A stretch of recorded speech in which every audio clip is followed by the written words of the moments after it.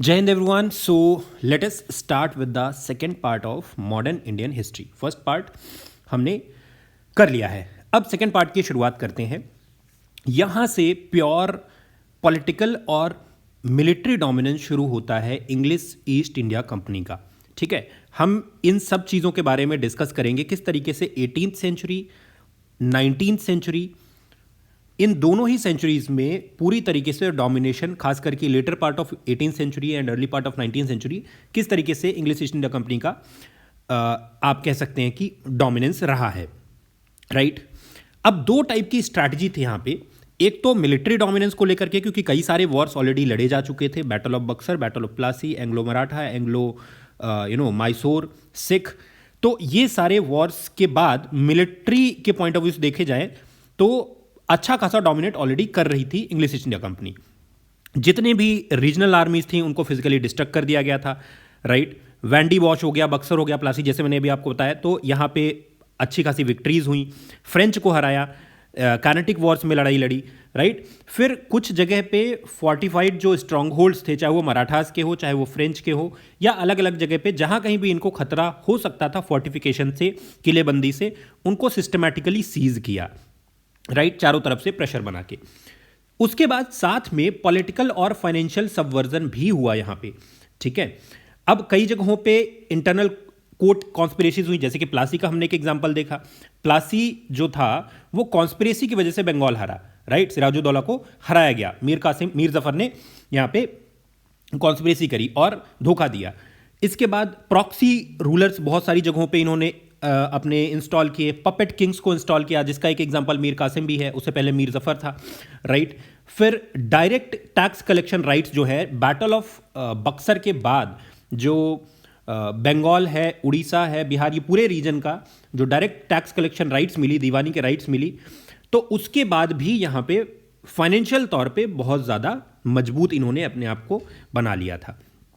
अब क्योंकि अगर इनको इंडिया में राज करना था तो दोनों तरीके से मजबूत होना ज़रूरी था.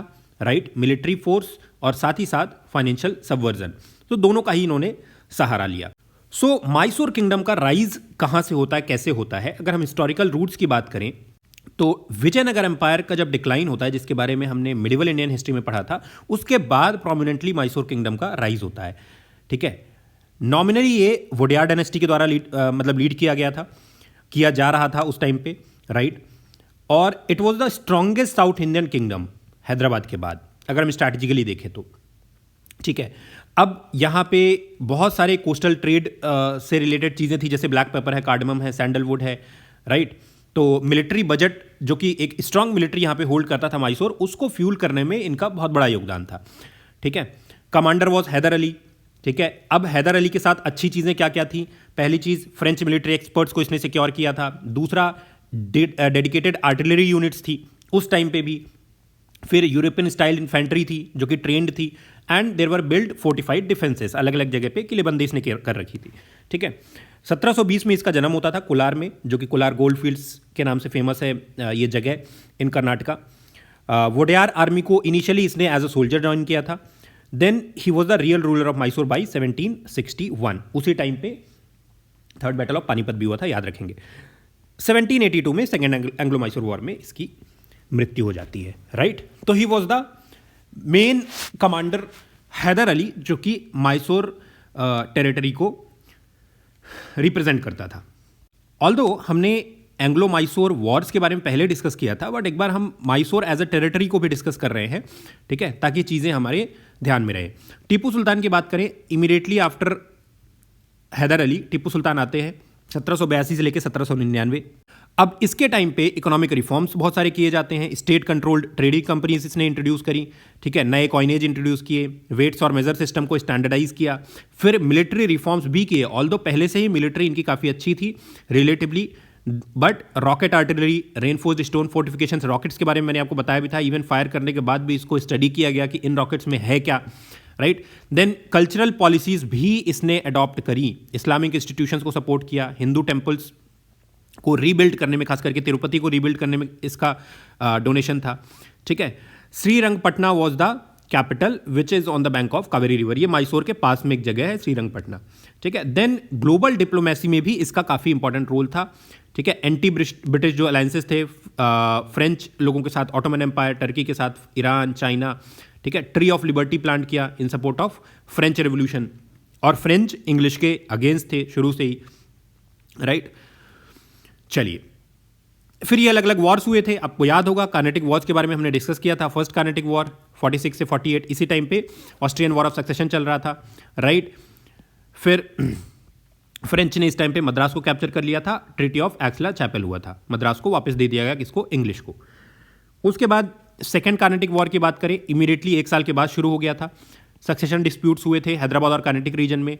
फ्रेंच की तरफ से मुजफ्फर जंग और चंदा साहिब थे, ब्रिटिश की तरफ से नासिर जंग और मोहम्मद अली थे, क्योंकि ये दोनों ही जगह पे लड़ाइयाँ हो रही थी, हैदराबाद में और कार्नेटिक रीजन में।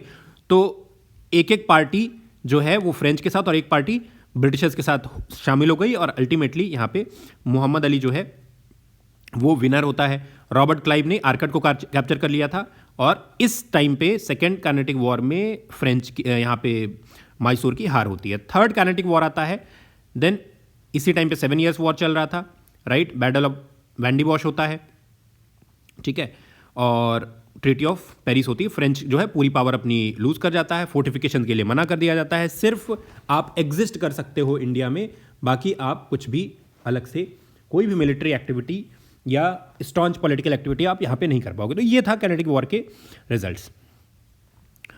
अब चलते हैं बंगाल।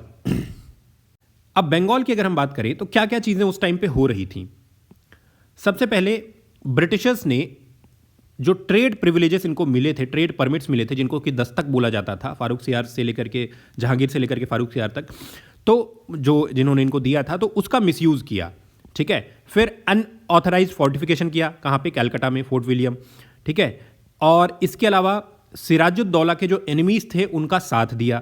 इन सब चीज़ों की वजह से जो नवाब ऑफ बंगाल है और ब्रिटिशर्स के बीच में जो दूरियां हैं वो बढ़ती चली गई। इसी के बाद बैटल ऑफ प्लासी हुआ, ठीक है, proxy war, right. Battle of Buxar हुआ, जिसमें जो मुगल्स थे, नवाब ऑफ अवध थे, नवाब ऑफ बंगाल थे, इन तीनों को मिलकर के हराया। उसके बाद ट्रीटी ऑफ इलाहाबाद हुई, राइट। और दीवानी राइट्स इनको मिल गए 1765 में, कहाँ के, बंगाल, बिहार और उड़ीसा के, ठीक है। जो कि उसके बाद जितने भी वॉर्स हुए उन सब में फंडिंग इसी दीवानी राइट की वजह से, इसी टैक्स कलेक्शन की वजह से ब्रिटिशर्स को होती रही, राइट। क्लियर। तो दिस वॉज द प्लासी, ठीक है, 1757। प्लासी कहाँ है, बंगाल में, राइट। एक तरफ रॉबर्ट क्लाइव था इंग्लिश ईस्ट इंडिया कंपनी की तरफ से, दूसरी तरफ से सिराजुद्दौला था नवाब ऑफ बंगाल, दोनों के बीच में बैटल हुआ। इसमें से जो मीर जफर था इसने धोखा दे दिया नवाब को, और अल्टीमेटली मीर जफर को, साथ में इसके जगत सेठ भी था और राय दुर्लभ भी था, ठीक है, राइट। इन सब लोगों ने मिलकर के सिराजुद्दौला को डिफीट किया। डिफीट करने के बाद मीर जफर को बना दिया गया, क्या, यहाँ पे नवाब ऑफ बंगाल, पपेट किंग इसको बोलते थे। देन बक्सर हुआ 1764, ठीक है, जिसके बाद दीवानी प्राइज मिला। क्लैश किसके बीच हुआ था, एक तरफ हेक्टर मुनरो, दूसरी तरफ मीर कासिम, शुजाउद्दौला और Shah Alam two. Shah Alam two was Mughal emperor, Shujauddaula was nawab of Awadh, and then Mir Qasim nawab Bengal, right. तो इस तरीके से यहाँ पे 1764 में हराने के बाद 65 में ट्रीटी ऑफ इलाहाबाद होता है, और उसके बाद दीवानी राइट्स पूरी तरीके से मिल जाते हैं किसको, ब्रिटिशर्स को। इसके बाद मैसूर में भी यही हुआ, मैसूर के अलग अलग वॉर्स हुए। फर्स्ट मैसूर वॉर हुआ। अब देखिए किस तरीके से ये पूरा कॉन्केस्ट कर रहे थे। पहले प्लासी और बक्सर के थ्रू इन्होंने बंगाल पूरा हथिया लिया। उसके बाद फर्स्ट एंग्लो मैसूर वॉर हुआ, ब्रिटिश और मैसूर के बीच में, मराठास और हैदराबाद भी थे साथ में ब्रिटिशर्स के, बीच में एंड हो जाता है, ट्रीटी ऑफ मद्रास होती है। उसके बाद सेकेंड वॉर हुआ था 1780 से 84। इसी वॉर के दौरान हैदर अली की डेथ होती है, ठीक है। टीपू सुल्तान 1782 में कमांड लेते हैं, एंड ट्रीटी ऑफ मैंगलोर होती है। ये भी यहाँ पे मैसूर के लिए कुछ खास अच्छी चीज़ें लेकर के नहीं आया था। उसके बाद थर्ड वॉर होता है 90 से 92।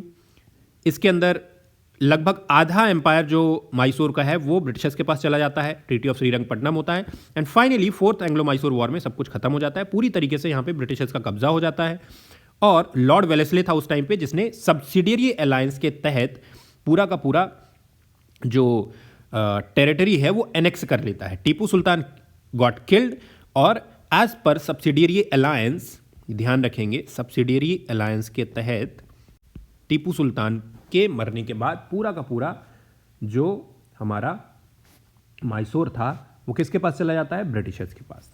ठीक है, चलिए फिर क्विक रिवीजन करते हैं यहाँ पे एंग्लो मराठा वॉर्स का भी। क्या हुआ था सर? 1775 से 1818 तक होता है एंग्लो मराठा वॉर, अलग अलग टाइम पे। पहला 75 से 82 तक होता है। ठीक है, ट्रीटी ऑफ सूरत और पुरंदर पहले किए जाते हैं 75 में, जिसकी वजह से ये वॉर होता है। और वॉर होने के बाद फिर क्या होता है? ट्रीटी ऑफ सालबाई होती है फाइनली 1782 में, treaty of Salbai. Phase 2 second जो एंग्लो मराठा वॉर था, इसमें ट्रीटी ऑफ बसैन होती है। नई टेरिटरीज हैं वो ब्रिटिश के पास चली जाती है, इससे पहले सालसेट और बसैन गई थी। और फाइनली 1818 के आसपास पेशवा बाजीराव 2 पूरी तरीके से डिफीट हो जाते हैं और मराठा एम्पायर कोलैप्स हो जाता है, फाइनली ब्रिटिशर्स के पास चला जाता है। एंग्लो सिख वॉर की बात करें, 2 ही वॉर्स ऐसे लड़े गए थे। ठीक है, 1809 में एक ट्रीटी होती है, ट्रीटी ऑफ लाहौर। उसके बाद 1839 में ट्रीटी ऑफ लाहौर के तहत जो ब्रिटिशर्स थे वो ईस्ट में रहने थे और वेस्ट में पंजाब या सिख जो सिख आप कह सकते हैं कि जो लोग थे उनका रहना था। लेकिन उसको फिर सिख्स ने पार कर दिया, सतलज रिवर को पार किया। पार करने के बाद लड़ाई शुरू हुई। ठीक है, and Punjab lost massive territory under the treaty of Lahore.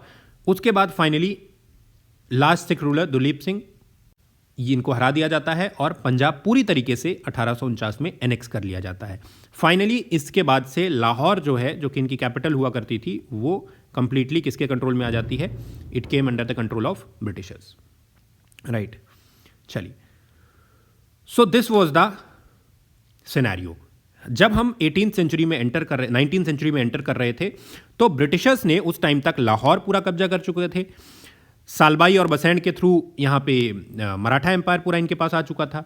Madras, Mangalore, Srirangapatna, treaty of एक्स-ला-चैपेल हुई, ट्रीटी ऑफ पेरिस हुई, जिसके बाद फ्रेंच को इन्होंने पूरी तरीके से खत्म कर दिया था।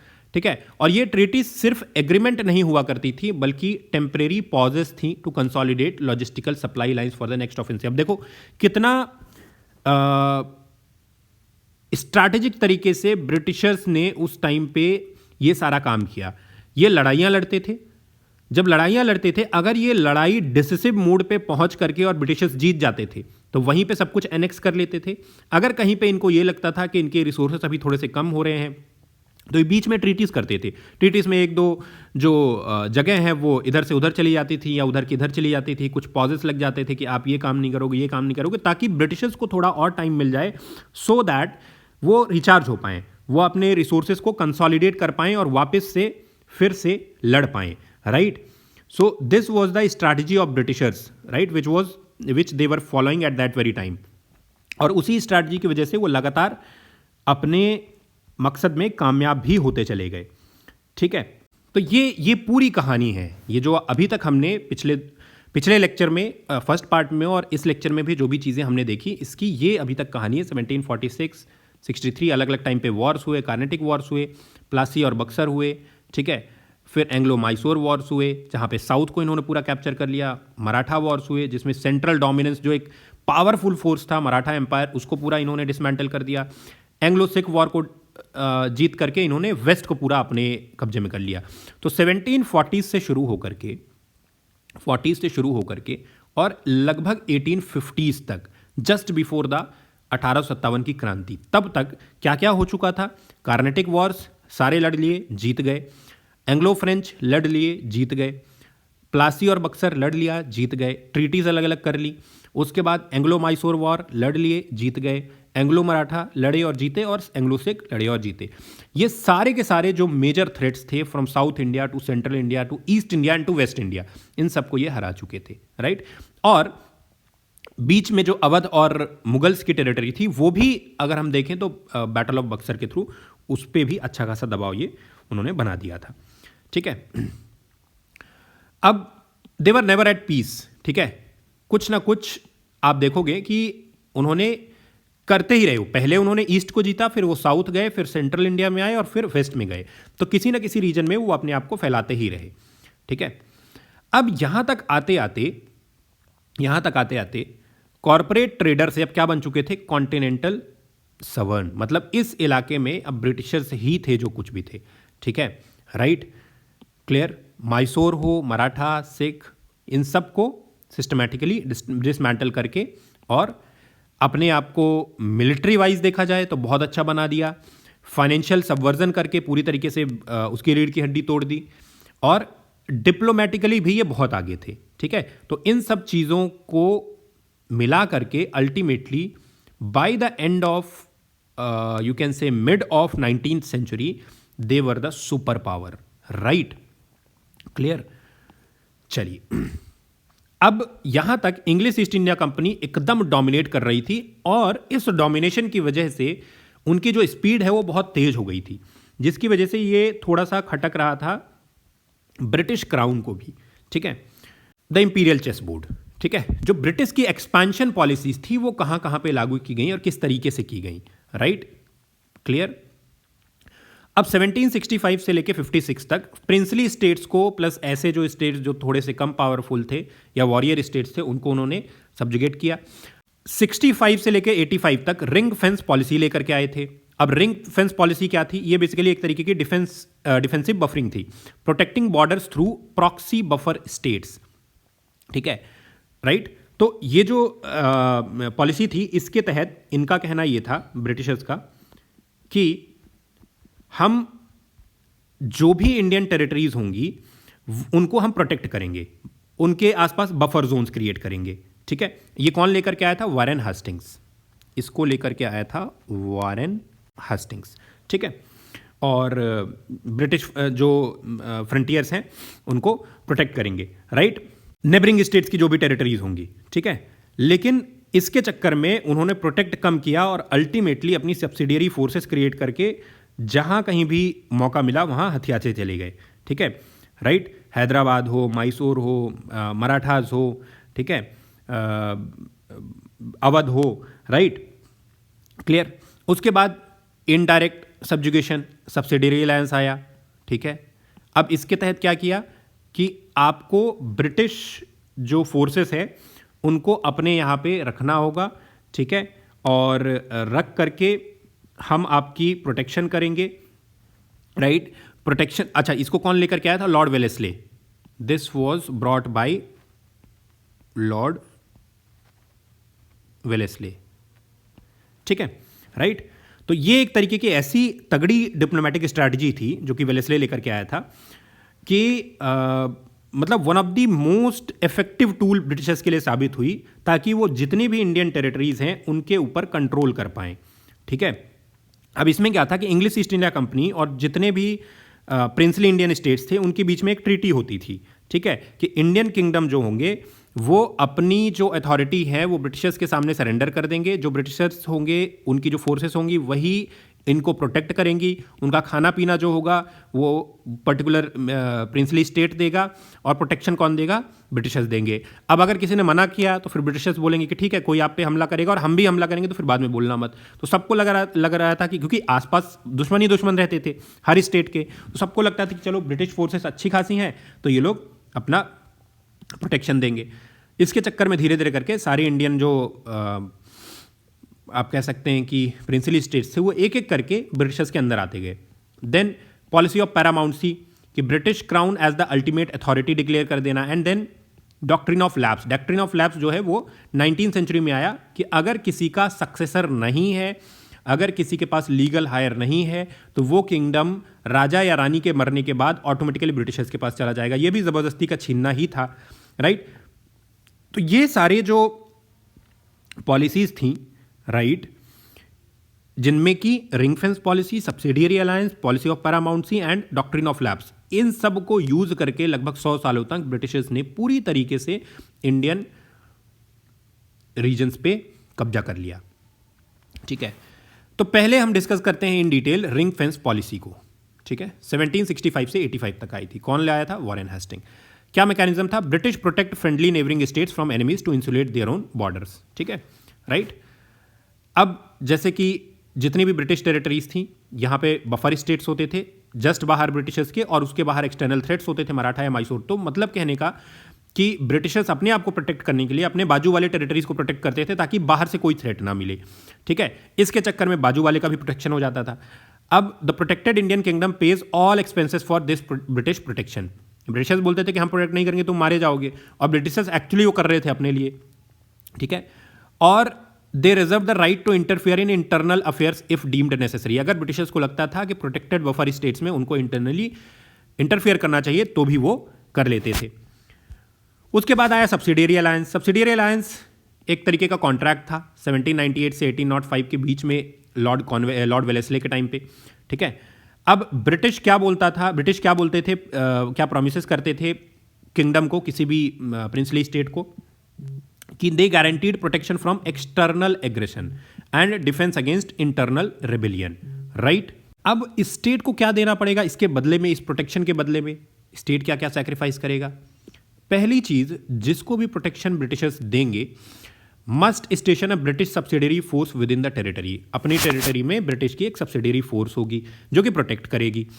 इंडियन स्टेट पेज ऑल, जितना भी खर्चा होगा ट्रूप्स का, एक्सपेंसेस, मेंटेनेंस, खाना पीना, वो सब वो इंडियन टेरिटरी देगी, जिसका कोई प्रोटेक्शन ये लोग करने वाले थे।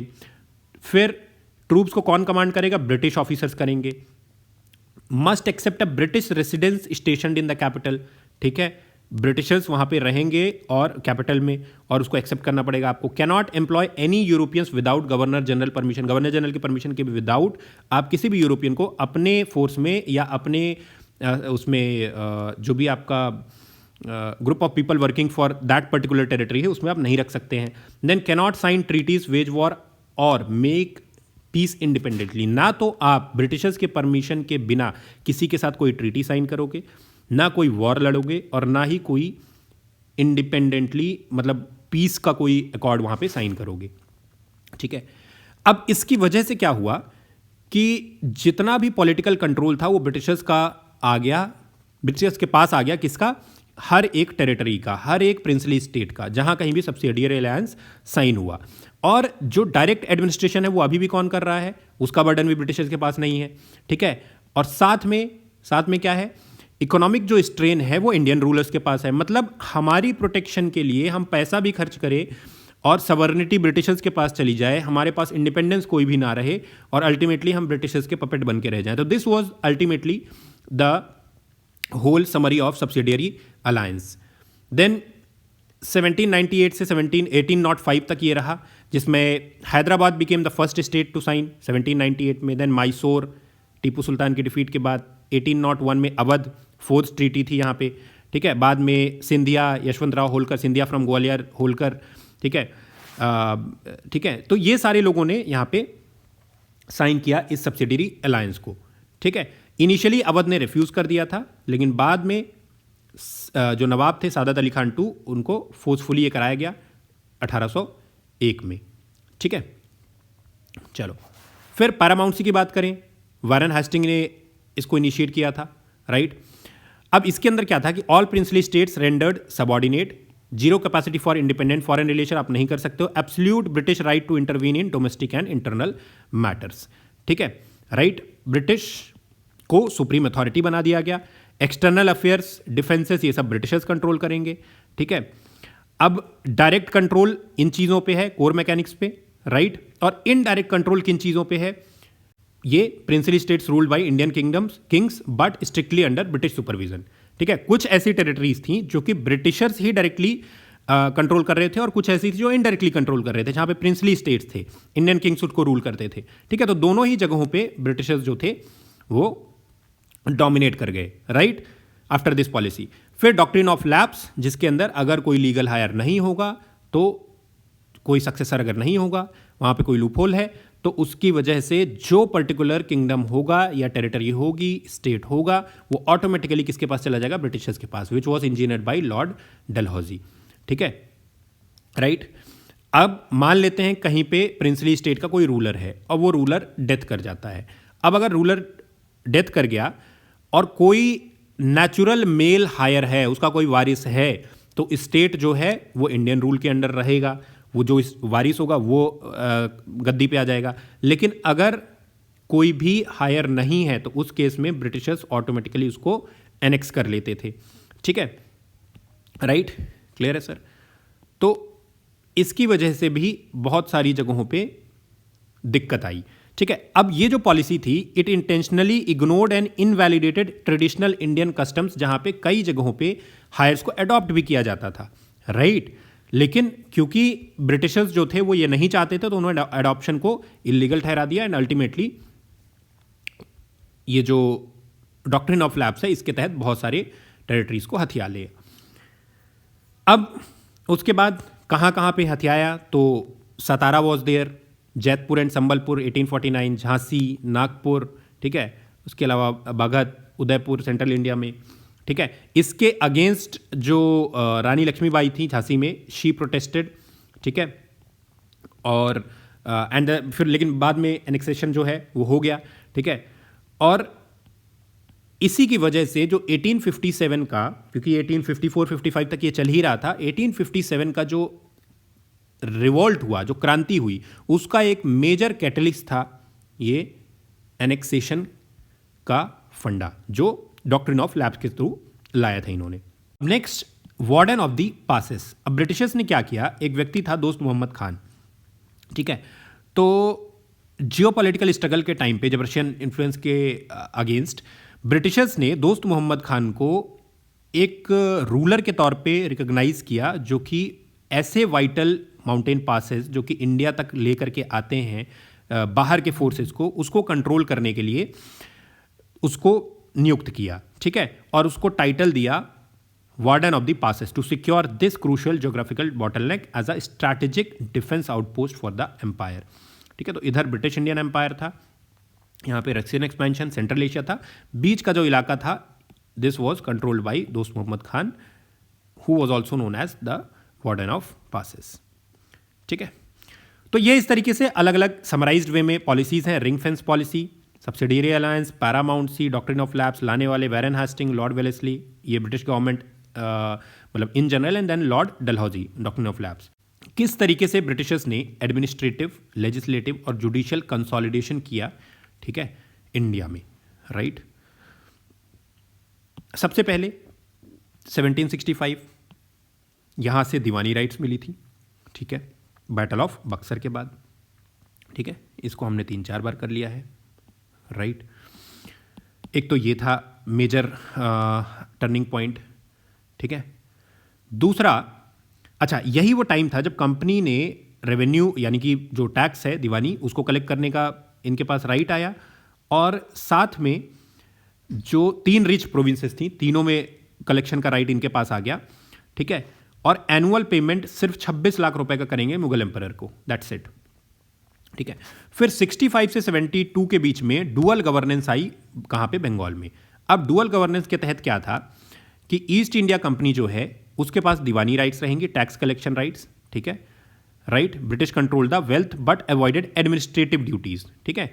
और ये लोग क्या करते थे कि एडमिनिस्ट्रेटिव ड्यूटीज किसको दे दिया, एक नायब सूबेदार, डिप्टी गवर्नर को दे दिया, ठीक है, ताकि वो अपनी चीजें करते रहे।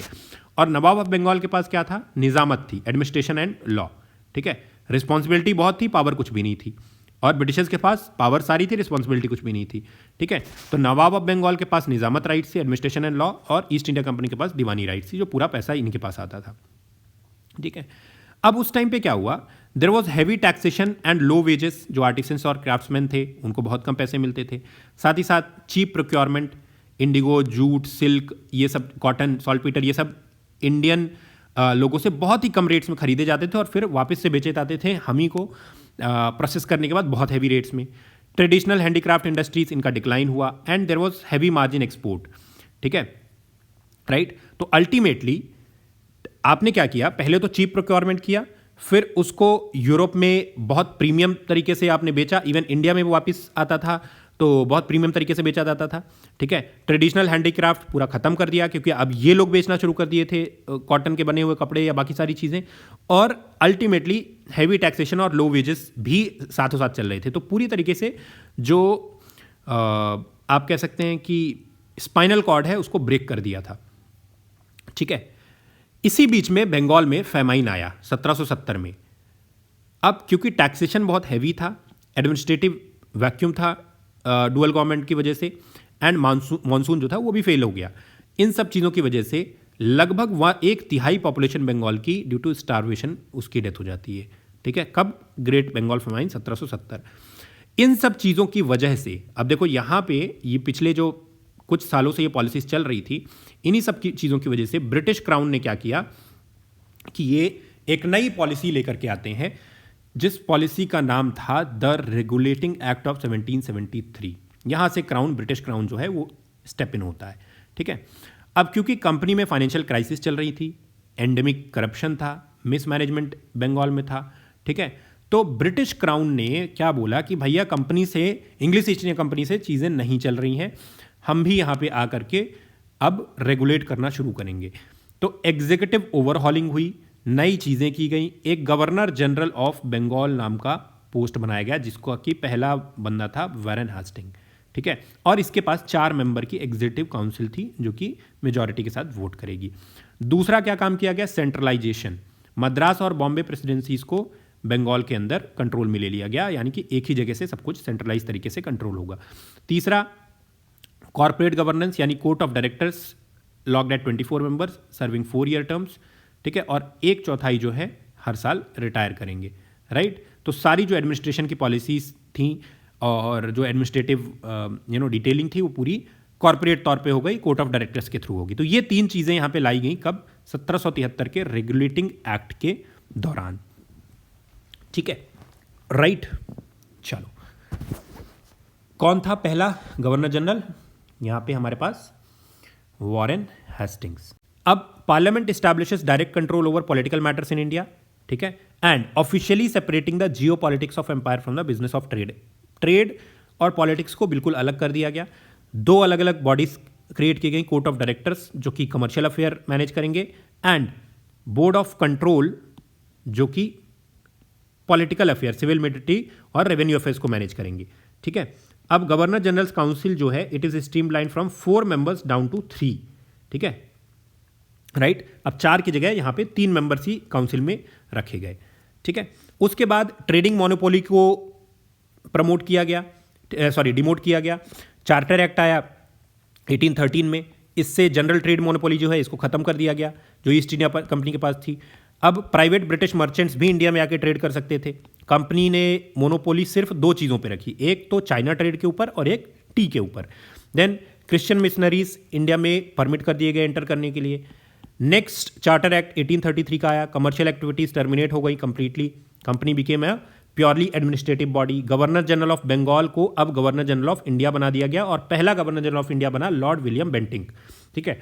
उसके बाद 1853 में लेजिस्लेटिव और एग्जीक्यूटिव काउंसिल्स को सेपरेट कर दिया गया और open civil services examination India में लागू किए गए, ठीक है। तो 1813 का चार्टर एक्ट आया, राइट, फिर 1833 का चार्टर एक्ट आया, राइट। अच्छा, 1833 के चार्टर एक्ट के बाद जो बॉम्बे था और साथ में यहाँ पे मद्रास था, इनके पास there was no legislative powers, पूरा जो पावर है किसके पास था, बंगाल के पास था। 1833 का चार्टर एक्ट आता है। उसके बाद फिर एक और चार्टर एक्ट आया 1853 में। अब 1773 से 1853 तक, तो पहले 1773 के पहले ब्रिटिश ईस्ट इंडिया कंपनी जो थी वो पूरी तरीके से सर्वा थी, वही डोमिनेट कर रही थी। 73 से लेके 1853 इनफैक्ट 1857 तक 50-50 टाइप था।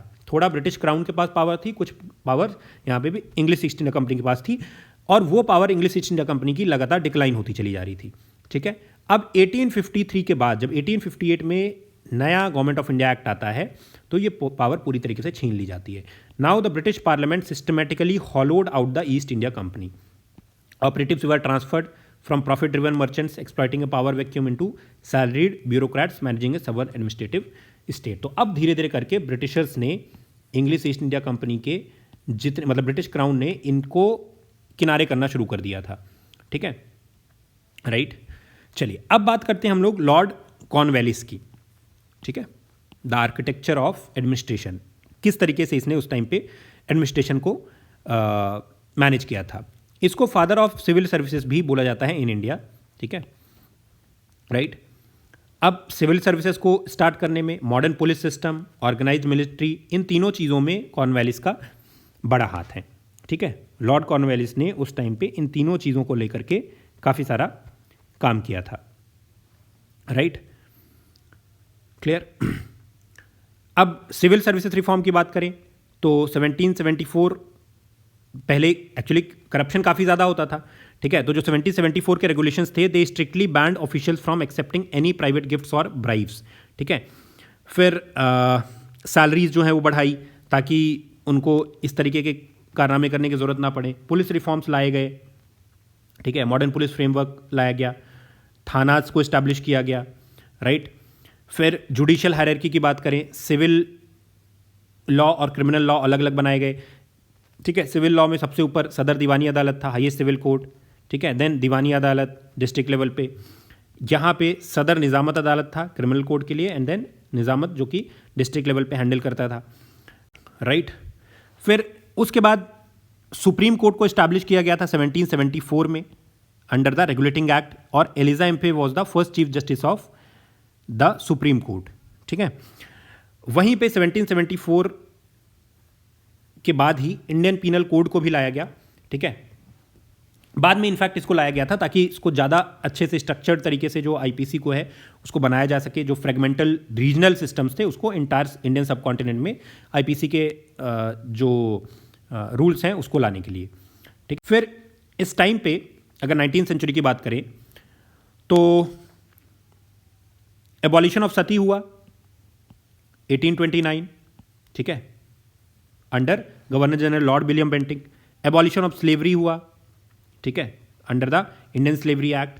फिर विडो रीमैरिज, इसको वैलिडेट किया गया। फीमेल इन्फेंटिसाइड, इसको बंद किया गया।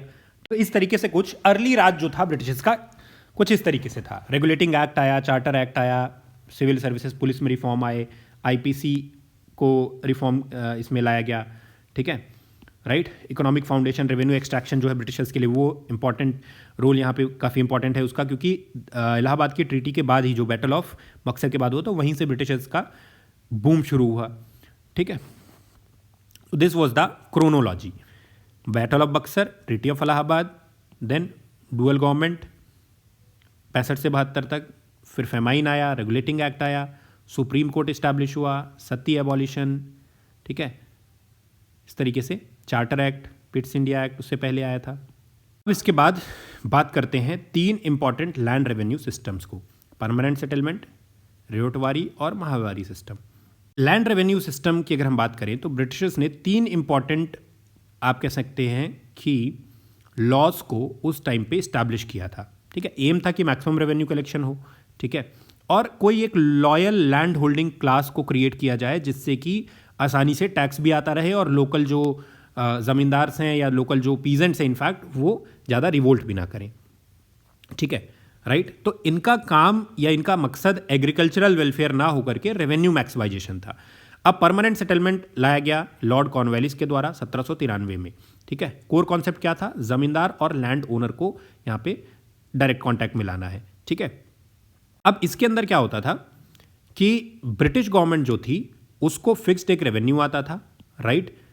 जमींदार को पे करता था पीजेंट, ये अपने पास 1/11 रखता था और 10/11 ब्रिटिशर्स तक पहुंचा देता था। ठीक है, राइट। इनके पास कोई राइट्स नहीं थे, टेनेंट्स के पास, पीजेंट्स के पास इनफैक्ट। ठीक है, और अगर फिक्स्ड रेवेन्यू सनसेट तक रिसीव नहीं होता था एक डेट पे तो लैंड जो है वो ऑक्शन कर दिया जाता था कि भैया लैंड ये हमारा हो गया, उसको कुर्क कर दिया जाता था। ब्रिटिशर्स को क्या था, गारंटीड इनकम हो रही थी, पॉलिटिकल सपोर्ट मिल रहा था, लेकिन दिक्कत ये थी कि देयर वाज एब्सेंटी लैंड लॉर्डिज्म। ठीक है, और एग्रीकल्चरल स्टैग्नेशन था, क्योंकि अब जो लोगों के पास पैसा ही नहीं बचता था, वो सारा का सारा पैसा टैक्स में दे देते थे, कर्ज हो गया था। ठीक है, तो इससे एग्रीकल्चरल एक्टिविटीज धीरे धीरे करके कम होती जा रही थी। रियोटवारी सिस्टम आया, ठीक है, थॉमस मुनरो लेकर के आया था विद अलेक्जेंडर रीड। अब इसमें क्या था, डायरेक्ट सेटलमेंट था, रियोट या फार्मर के साथ थे, तो बीच से जमींदार को हटा दिया। ठीक है, अब इसके अंदर क्या था, गवर्नमेंट जो थी वो मिडिल मैन को हटा करके सीधे फार्मर के पास चली जाती थी और उससे टैक्स वसूल करती थी। फार्मर्स जिनको कि ओनर बोला जाता था, ठीक है, वो पूरा का पूरा जो पैसा था फिक्स्ड रेवेन्यू जो था वो देते थे किसको, ब्रिटिशर्स को, और वो रिवाइज भी होता था। अब इसमें प्रॉब्लम क्या थी कि हाई रेवेन्यू डिमांड थी जिससे कि बहुत ज़्यादा इनडेटेडनेस हुआ, कर्ज हो गया लोगों के ऊपर, और अल्टीमेटली गवर्नमेंट, अब पहले ऑपरेसर कौन था, जमींदार था। जमींदारी सिस्टम में जमींदार को लोग गाली देते थे, लेकिन अब किसको गाली दे रहे हैं, सीधे गवर्नमेंट को दे रहे हैं। फिर महलवारी सिस्टम आया 1822 में। इसमें क्या हुआ, महल यानी कि एक पूरे गांव को एक यूनिट बनाया गया, इसके अंदर रियोट यानी फार्मर को यूनिट बनाया गया था कि हर फार्मर जो है टैक्स देगा। महलवारी सिस्टम में जो कि होल्ट मैगजीन लेकर के आया था, modified by Lord William Bentinck, तो इसमें कंसेप्ट क्या था कि विलेज या महल को एक फिजिकल यूनिट माना जाएगी कि भैया एक विलेज को ही हम पूरा का पूरा यूनिट मानेंगे और हमें एक विलेज से पैसा चाहिए, बाकी विलेज के अंदर कौन कैसे कलेक्ट करता है उससे हमें मतलब नहीं है। ठीक है, अच्छा एक चीज़ और यहाँ पे ध्यान रखेंगे, जो परमानेंट सेटलमेंट था वो ईस्ट इंडिया में बंगाल वाले इलाके में लाया गया था, प्रोमिनेंटली रियोटवारी सिस्टम साउथ इंडिया में, सेंट्रल और साउथ में, और जो महलवारी सिस्टम था वो नॉर्थ इंडिया में, यूपी और पंजाब वाले इलाके में। ठीक है, राइट। तो महलवारी सिस्टम में क्या था, एक विलेज हुआ करता था जिसको कि महल बोलते थे, इसका विलेज हेडमैन होता था, ये कलेक्ट करता था सारा रेवेन्यू और ब्रिटिश गवर्नमेंट को देता था। रेवेन्यू फिक्स था इंटायर विलेज के लिए, इंडिविजुअल प्लॉट से कोई मतलब नहीं था।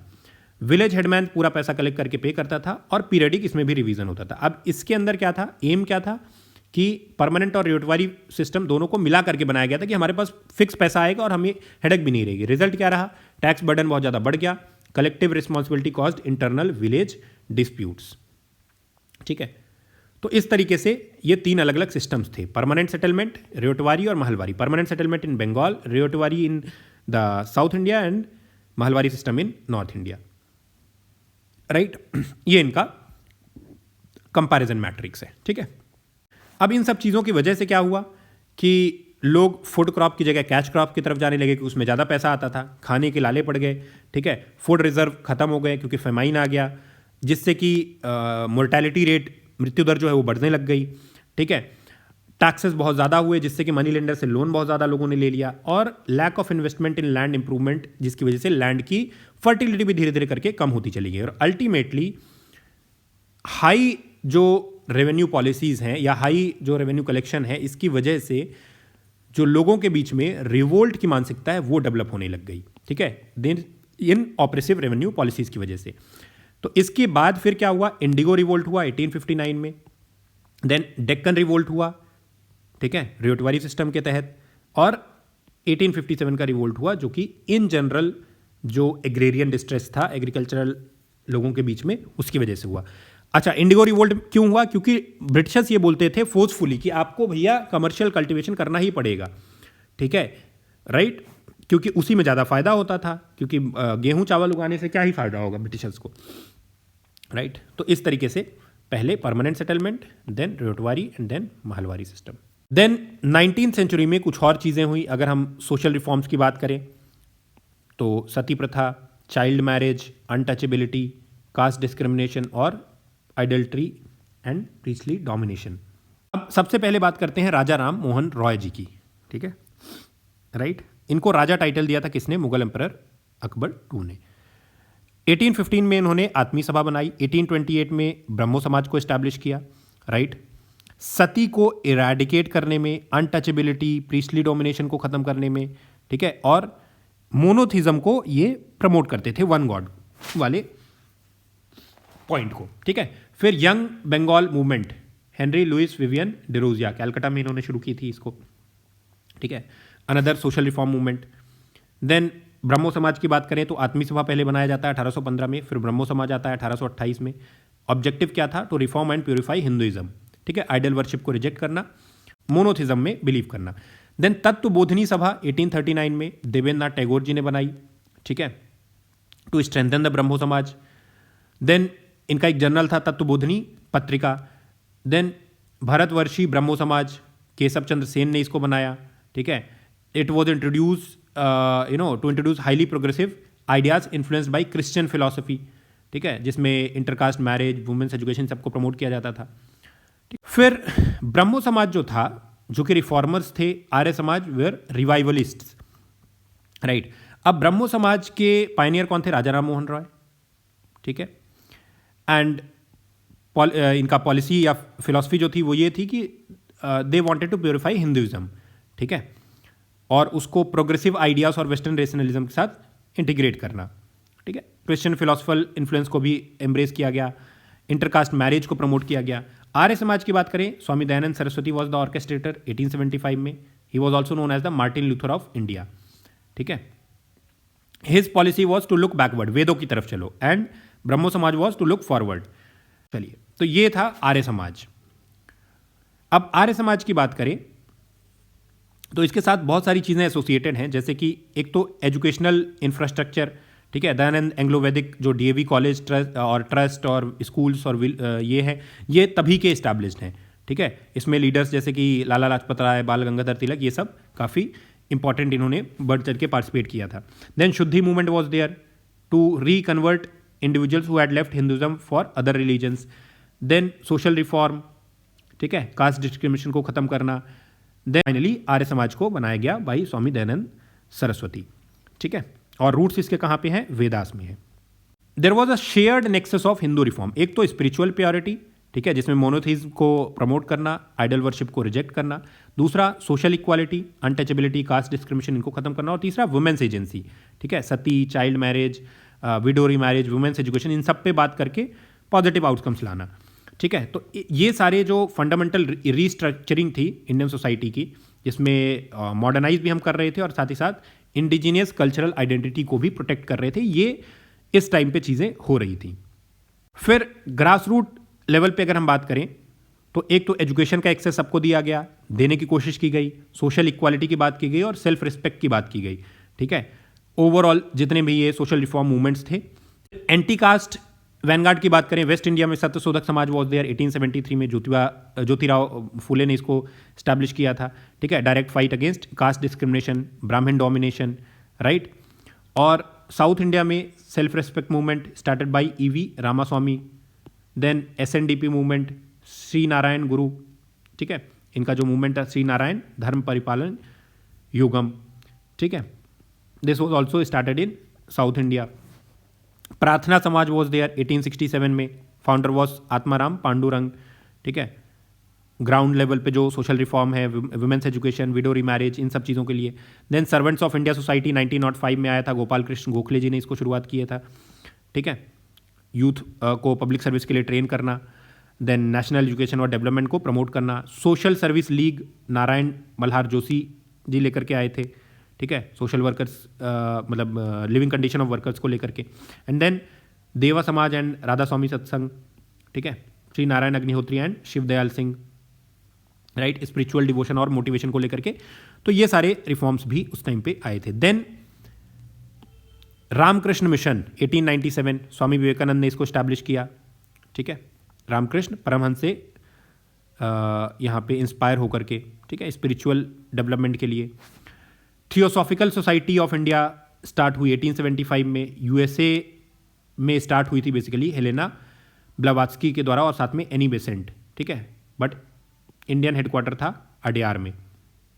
यूनिवर्सल ब्रदरहुड विदाउट डिस्टिंक्शन, ठीक है, स्टडी ऑफ एंशिएंट रिलीजन, इन सब चीज़ों को प्रमोट किया गया, ठीक है। तो this was the theosophical society. फिर कुछ इस्लामिक अवेकनिंग मूवमेंट भी थे, जैसे कि Aligarh movement was there, Sir Syed Ahmad Khan लेकर के आए थे, ठीक है, right. Mohammedan Anglo oriental college, बाद में इसको अलीगढ़ मुस्लिम यूनिवर्सिटी बनाया गया, ये भी इन्होंने इस्टेब्लिश किया था। Then Faraizi movement, Haji Shariatullah. Wahabi movement, Syed Ahmad Barelvi, right, Islam को प्योरीफाई करने के लिए। Ahmadiyya movement, Mirza Ghulam Ahmad, right, peaceful propagation of Islam के लिए। तो ये सारे इस्लामिक अवेकनिंग मूवमेंट्स भी हुए थे। फिर कुछ सिख और पारसी रिफॉर्म्स भी हुए, जैसे सिख रिफॉर्म की अगर हम बात करें तो सिंह सभा मूवमेंट था, अकाली मूवमेंट था। अकाली मूवमेंट आज भी आप देखेंगे कि ठीक ठाक तरीके से चल रहा है, to liberate Sikh gurdwaras from the control of both corrupt priest and British oversight. उस टाइम पे अलग आप कह सकते हैं कि इसका ऑब्जेक्टिव था, ठीक है। देन पारसी मूवमेंट की बात करें तो रहनुमाई मजदयासनान सभा, ठीक है, Dadabhai Naoroji and allied Parsi reformers ने इसको प्रमोट किया था, ठीक है, right. So these were the major reform movements, right, जो कि उस टाइम पे 18th और 19th सेंचुरी में, इनफैक्ट 20th सेंचुरी में स्टार्ट। बात करते हैं फर्स्ट वॉर ऑफ इंडिपेंडेंस की। 1757 से 1857 के बीच में जो चीज़ें हुई, प्लासी से लेकर के और 1857 के रिवोल्ट तक, इसको थोड़ा सा समझने की कोशिश करते हैं। ये 100 सालों में हुआ क्या, ठीक है। तो 100 सालों में जो जो चीज़ें भी हुई उनको हमने डिटेल में ऑलरेडी पढ़ लिया है पिछले कुछ स्लाइड्स में, ठीक है। बैटल ऑफ प्लासी से शुरुआत होती है, जहाँ से ब्रिटिश टेरिटोरियल और पॉलिटिकल जो डोमिनेंस है इंडिया में वो शुरू होता है, ठीक है। उसके बाद धीरे धीरे करके एक एक करके वॉर जीतते हैं, एनेक्सेशंस होते हैं, सोशल इंटरफेरेंस होता है, इकोनॉमिक एक्सट्रैक्शन होता है, टैक्सेस कलेक्शन बढ़ चढ़ के होता है। और फाइनली 1857 में इंडियन रेबिलियन, जिसको कि फर्स्ट वॉर ऑफ इंडिपेंडेंस या सेपॉय म्यूटिनी या फिर 1857 की क्रांति या रिवोल्ट बोला जाता है। ठीक है, 1857 क्या चीज़ें हो रही थी जिसकी वजह से ये इतना बड़ा रिवोल्ट हुआ? एक तो ट्राइबल रिवोल्ट्स अलग अलग जगह पे हो रही थी, driven by land alienation, exploitation by money lenders, क्योंकि ये जो रेवटवारी सिस्टम, महलवारी सिस्टम और जमींदारी सिस्टम था, तो इसकी वजह से कोल रेबेलियन हुआ, संथल रेबेलियन हुआ, भील अपराइजिंग हुई, साउथ इंडिया में भी हुई। ठीक है, अलग अलग जगह पे। उसके बाद पीजेंट्स रिवोल्ट्स थे, क्योंकि जैसे इंडिगो रिवोल्ट था बंगाल में और बिहार में, कि उन इलाकों में ब्रिटिशर्स ज़बरदस्ती बोलते थे कि आप इंडिगो प्लांटेशन करो, क्योंकि उससे ज़्यादा रेवेन्यू आता था, बट जो किसान था उसको कोई फायदा नहीं होता था। Then deposed rulers, resistance from princes who lost kingdoms to aggressive annexation, doctrine of lapse, उससे भी लोग नाखुश थे। ठीक है, लैंड एलियनेशन से नाखुश थे, टैक्स और ऑपरेसिव लैंड लॉर्डर से ये नाखुश थे, देन डिपोज रूलर से नाखुश थे, और रिलीजियस रिवोल्ट्स भी थे। ठीक है, जिसमें बहावी और फरेजी मूवमेंट थे। तो इन सब चीज़ों का भी मतलब प्री 1857 का कॉन्टेक्स्ट है। अब 1857 जो है वो एक्चुअल में क्यों हुआ? तो कुछ तो उसके पॉलिटिकल कॉसेस थे, जैसे कि 7 इंडियन स्टेट्स का पूरी तरीके से आपने खात्मा कर दिया। दूसरा सोशल रिलीजियस कॉसेस थे। ठीक है, क्योंकि आप इंटरफेयर कर रहे थे डीपली हेल्ड रिलीजियस या कल्चरल ट्रेडिशंस पे। एडमिनिस्ट्रेटिव कॉजेस थे। ठीक है, इंस्टीट्यूशनल एक्सक्लूजन ऑफ इंडियंस, आप कहीं पे भी इंडियंस को ना तो नौकरी पे ले जाते थे, ना बड़े पोस्ट पे ले जाते थे, ना एडमिनिस्ट्रेशन में, ना मिलिट्री में, कहीं पे भी। इकोनॉमिक कॉजेस थे, वेल्थ एक्सट्रैक्शन आपने बहुत ज़्यादा कर लिया, टैक्स बर्डन बहुत ज़्यादा था लोगों के ऊपर। और मिलिट्री कॉजेस भी थे, institutional discrimination with in the armed forces, Hindus और मुस्लिम्स को अलग रखा जाता था, ना तो उनको ऊपर के पोस्ट दिए जाते थे और ना ही उनको किसी तरीके का मान सम्मान या इज्जत दी जाती थी।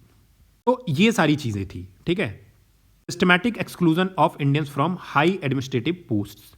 ठीक है, और दूसरा इंडियन और ब्रिटिश ऑफिशियल्स के बीच में अच्छा खासा एक रियून हुआ, सोशल रिलीजियस फ्रिक्शन हुए, इंडियन ट्रेडिशंस को हम लोग ज़्यादा वो देते थे। ब्रिटिश इंटरवेंशन की वजह से क्या हुआ कि ऐसा लग रहा था कि ब्रिटिशर्स हमारे कल्चरल चीज़ों को चला रहे हैं, चाहे वो सती प्रथा हो, विडो रीमैरिज हो। ठीक है, इन सब चीज़ों को लेकर के डिवाइडेड फैक्शन था। ठीक है, राइट। और लैंड रेवेन्यू तो आपको पता ही है कि टैक्स कलेक्शन बहुत ज़्यादा था, प्लस मिलिट्री डिस्कनेक्ट। ठीक है, कंपनसेशन और ट्रीटमेंट ब्रिटिशर्स को ज़्यादा मिलता था, इंडियंस को कम मिलता था। रेशियल डिस्क्रिमिनेशन था। ठीक है, डेली ऑपरेशंस में। And then there was career advancement की बात करें तो इंडियंस जो थे वो सोल्जर से ऊपर नहीं बढ़ सकते थे, ब्रिटिशर्स जो थे वो हायर रैंक्स में जाते थे। अब इसका जो इमीडिएट कैटलिस्ट था हमारे 1857 के रिवोल्ट का, उसमें से एक था एनफील्ड कार्ट्रिजेस।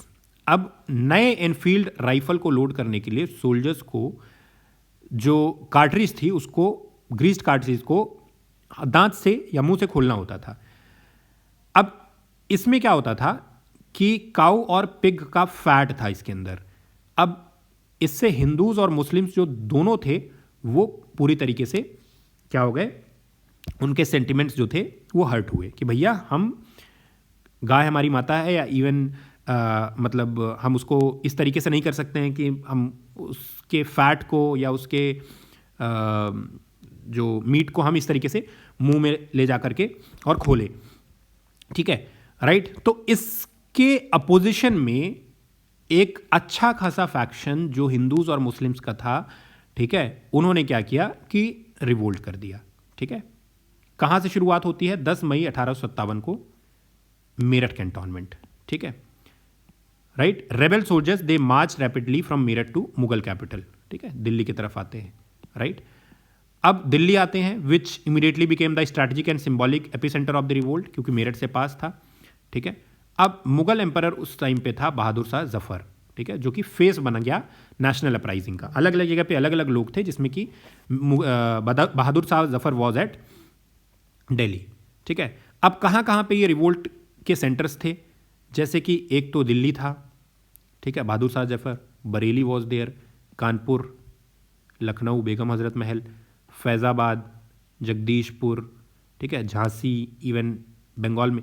तो अलग अलग जगह पे लोगों ने अपने अपने लीडर्स को चुन लिया और लीडर्स ने इस रेबेलियन को लीड करना शुरू किया। ठीक है, अब कौन कौन से फेजेस थे? नाना साहिब एंड तात्या टोपे कानपुर में, he was the adopted son of last Peshwa ruler Bajirao two. ठीक है, बहुत अच्छे मिलिट्री कमांडर थे। देन बेगम हज़रत महल लखनऊ में, देन रानी लक्ष्मीबाई झांसी में, देन कुंवर सिंह जगदीशपुर बिहार, उसके बाद अहमदुल्ला शाह फैज़ाबाद, एंड फाइनली खान बहादुर खान बरेली में। तो ये अलग अलग मेजर फेसेस थे जो कि यहाँ पे इस रेबेलियन को लीड कर रहे थे। ठीक है, अब इसमें कुछ लोग लॉयलिस्ट भी थे, कुछ ऐसे प्रिंसली स्टेट्स थे जो ब्रिटिशर्स को सपोर्ट कर रहे थे। ठीक है, राइट, जिसमें सिंधिया, निज़ाम ऑफ हैदराबाद, होलकर्स, ये सारे लोग थे। कुछ मिडिल क्लास ऐसे थे जो रेबल्स से दूर रहे। ठीक है, उनका कहना ये था कि नहीं, हमारा इसमें कोई लेना देना नहीं है। और अल्टीमेटली ब्रिटिशर्स जो थे उनको अपर हैंड मिला इन सब चीज़ों की वजह से। ठीक है, अब जो रिवोल्ट है वो फेल हो गया। फेल होने के रीजंस क्या थे? सबसे पहले रेबल वल्नरेबिलिटीज, और दूसरा ब्रिटिश स्ट्रैटेजिक एडवांटेजेस। ठीक है, अब रेबल वल्नरेबिलिटीज क्या थी? पहली चीज तो ये जोग्राफिकली कुछ ही रीजन्स तक ही लिमिटेड था, हर जगह पे ये नहीं फैला हुआ था। दूसरा, यूनिफाइड लीडरशिप नहीं थी, सेंट्रल कमांड कोई ऐसा नहीं था, कोई एक व्यक्ति नहीं था जो इनको कमांड कर रहा हो, और स्ट्रक्चरल ऑर्गेनाइजेशन जो था वो बहुत पुअर था, इंटरनल डिसिप्लिन नहीं था। साथ में ब्रिटिशर्स की अगर हम बात करें तो उनके पास वेपन्स अच्छे थे, लॉजिस्टिक्स, मटेरियल रिसोर्सेज। ठीक है, यूनिफाइड और सिंगुलर चेंज ऑफ कमांड था, और जो बहुत सारे ऐसे इंडियन प्रिंसेस थे और मिडिल क्लास था जिन्होंने ब्रिटिशर्स को सपोर्ट किया। फेल होने के बाद क्या हुआ कि 1858 में आता है हमारा एक नया 1858 का गवर्नमेंट ऑफ इंडिया एक्ट। अब 1858 से 1907 तक क्या था कि एक अलग टाइप का, क्योंकि अब ब्रिटिशर्स को डर भी लग रहा था, उनको ऐसा लग रहा था कि अगर हमने इंडियंस की बात नहीं सुनी तो इस तरीके के रिवोल्ट्स बाद में भी आ सकते हैं। इसी वजह से 1858 का जो एक्ट आया उसका नाम ही रखा गया था government of India act, India act 1858। ठीक है, राइट, क्लियर। तो मिलिट्री सप्रेशन हुआ, ईस्ट इंडिया कंपनी पूरी तरीके से खत्म हो गई। अब यहां से कौन शुरू होता है? Government of India act of 1858 से शुरू होता है किसका? क्राउन का रूल। ब्रिटिश क्राउन जो है डायरेक्ट कंट्रोल इंडिया में उसका आ जाता है। ठीक है, राइट। चलो, अब यहां से the idea of nation, nationalism थोड़ा थोड़ा बढ़ना शुरू करता है। राइट, राइट, ट्रेडिशन है, लैंग्वेज है, कल्चर है, पॉलिटिकल एस्पिरेशंस है, इसको यूनिफाई करना शुरू किया लोगों ने। ठीक है, collective identity, unity, right, single political community के तौर पे, या इंडियन इंडिया, इन सब चीज़ों के बारे में लोगों ने अब सोचना शुरू किया। ठीक है, तो ये जो कलेक्टिव आइडेंटिटी थी जो कि पहले मिसिंग थी, राइट, तो अब धीरे धीरे करके through political, social, economic and intellectual forces आने। ब्रिटिशर्स ने क्या किया कि लाहौर से लेके दिल्ली, कलकत्ता, बॉम्बे, मद्रास, हर जगह पे अब 1858 के रिवोल्ट के बाद से रेलवेज, टेलीग्राफ, इनफैक्ट ये सब चीज़ें उसके पहले शुरू हो गई थी। 1853 में रेलवे शुरू हो गया था, फर्स्ट पैसेंजर ट्रेन मुंबई और थाने के बीच में। ठीक है, अब इन्होंने अपने नेटवर्क को बढ़ाने के लिए canals, postal services, roads, telegraphs, railways, ये सारी चीज़ें शुरू की। ठीक है, एक सेंट्रलाइज्ड एडमिनिस्ट्रेटिव सिस्टम आया, uniform laws and legal systems आए। ठीक है, सिंगल करेंसी, पोस्टल सिस्टम, ये सारी चीज़ें इंट्रोड्यूस हुई। बहुत सारे lawyers, teachers, journalist, government employees, ठीक है, ये लोग एमर्ज करके नए नए आए। ठीक है, एक न्यू मिडिल क्लास यहाँ पे सामने आता है। ठीक है, अब मैकॉलेज जो एजुकेशन सिस्टम है 1853 में जो लाया गया था, ठीक है, जिसमें concept of liberty, equality, democracy, citizen rights, इन सब चीज़ों को इंट्रोड्यूस किया जाता है। ठीक है, फिर बहुत सारे नए न्यूज़पेपर्स आए, केसरी, अमृता बाजार पत्रिका, द हिंदू। ठीक है, ये अलग अलग जो सोशल रिफॉर्म मूवमेंट्स थे इनके बारे में हमने देखा। तो इन सब चीज़ों की वजह से धीरे धीरे करके और ज़्यादा यूनिटी लोगों के अंदर प्रमोट हुई। ठीक है, इसी बीच में वर्नाकुलर प्रेस एक्ट आया 1878, strict censorship on Indian language newspapers, ताकि लोगों तक ये बातें ना पहुँचे नेशनलिज्म और यूनिटी की। फिर 1878 में आर्म्स एक्ट आता है, इंडियंस को विदाउट परमिशन आर्म्स रखने के लिए मना कर दिया जाता है। 1883 में इल्बर्ट विल कंट्रोवर्सी, अब इसमें क्या था कि इट प्रपोज अलाउइंग इंडियन जजेस टू ट्राई यूरोपियन ऑफेंडर्स। ठीक है, राइट, जिसकी वजह से बाद में क्या होता है, यूरोपियन बैकलैश देखने को मिलता है, उसको डाइल्यूट कर दिया जाता है। ठीक है, राइट, जिससे कि ये साबित होता है कि भैया इंडियंस जो है ब्रिटिशर्स के नीचे हैं। ठीक है, उनको एक तरीके से रेशियल जो इनइक्वालिटी है which is correct. Indian national Congress का फॉर्मेशन होता है कौन से ईयर में? इंडियन नेशनल कांग्रेस 1885 में Allan Octavian Hume, AO Hume ने इसकी शुरुआत की। पहला सेशन बॉम्बे में होता है 1885 दिसंबर में। First president was WC Banerjee, women president. Then president WC Banerjee, and attendance was 72 delegates were there who attended the first session of the Indian national Congress. बोला जाता है सेफ्टी वॉल्व थ्योरी, ठीक है। ब्रिटिश का जो इंटेंट था वो कुछ इस तरीके का था। The British allowed the Indian national Congress to act as a safety valve, hoping educated Indians would express grievances peacefully rather than staging violent revolts. Britishers को ये लगा कि एक ऐसा ऑर्गेनाइजेशन बनाते हैं इंडियन नेशनल कांग्रेस के नाम से, जिसको कि यूज किया जाएगा इंडियंस के ही अगेंस्ट, कि भैया वो हमारे विरोध में ना आए, जो भी उनको बोलना है वो पीसफुली एक पॉलिटिकल ऑर्गेनाइजेशन के थ्रू बोले, जिससे कि कभी भी ब्रिटिशर्स को कोई बड़ा खतरा नहीं रहेगा। तो एक प्रॉक्सी ऑर्गेनाइजेशन के तौर पे इस्टेब्लिश किया गया, ठीक है, राइट। अब लेकिन हुआ इसका उल्टा, ठीक है। The INC immediately became a centralized platform to promote national unity, discuss politics and present collective Indian demands of the to the crown. Sorry. तो लाया किसी और वजह से गया था, लेकिन हो कुछ और गया। 1885 से लेके 1905 तक क्या क्या चीजें हुई। इस टाइम पे जो पॉलिटिशियंस थे इंडियन नेशनल कांग्रेस के खास करके, उनमें मेजर जो डोमिनेंस था वो मॉडरेट्स का था। दो टाइप के थे, मॉडरेट्स और एक्सट्रीमिस्ट। मॉडरेट्स में दादा भाई नौरोजी वॉज देयर, सुरेंद्रनाथ बनर्जी, गोपाल कृष्ण गोखले, फिरोज शाह मेहता, ये सारे लोग थे। अब इनका मेथोडोलॉजी क्या था? दे स्ट्रिक्टली बिलीव कि कॉन्स्टिट्यूशनल पीसफुल मेथड हम इस्तेमाल करेंगे, पटिशंस डालेंगे, एप्लीकेशन लिखेंगे, रेजोल्यूशन, मीटिंग, डायलॉग, इन सब चीज़ों से हम ब्रिटिशर्स को अपनी बातें समझाने की कोशिश करेंगे, ठीक है। अब ये कारगर था नहीं, बट फिर भी इन्होंने ट्राई किया, शुरुआत की, और कुछ जगह पे कारगर भी था। एक्सपेंशन ऑफ लेजिस्लेटिव काउंसिल किया गया, इंडियनाइजेशन ऑफ सिविल सर्विसेज हुआ, मिलिट्री एक्सपेंडिचर कम हुआ, प्रोटेक्शन ऑफ इंडियन इंडस्ट्रीज, ठीक है, लैंड रेवेन्यू और टैक्सेस कम हुए, ठीक। अब धीरे धीरे करके ये जो आइडियोलॉजी, क्योंकि मॉडरेट आइडियोलॉजी से ब्रिटिशर्स तो कभी हमें आज़ादी देने वाले नहीं थे, ना ही हमें हमारे हक की बातें करते, तो एक्सट्रीमिस्ट भी आए जो कहते थे कि हम भाई आज़ादी छीनेंगे, राइट। अब एक्सट्रीमिस्ट में लाल बाल पाल, लाला लाजपत राय, बाल गंगाधर तिलक, विपिन चंद्र पाल, ये तीन मेजर लीडर्स थे, और भी लीडर्स थे, ठीक है।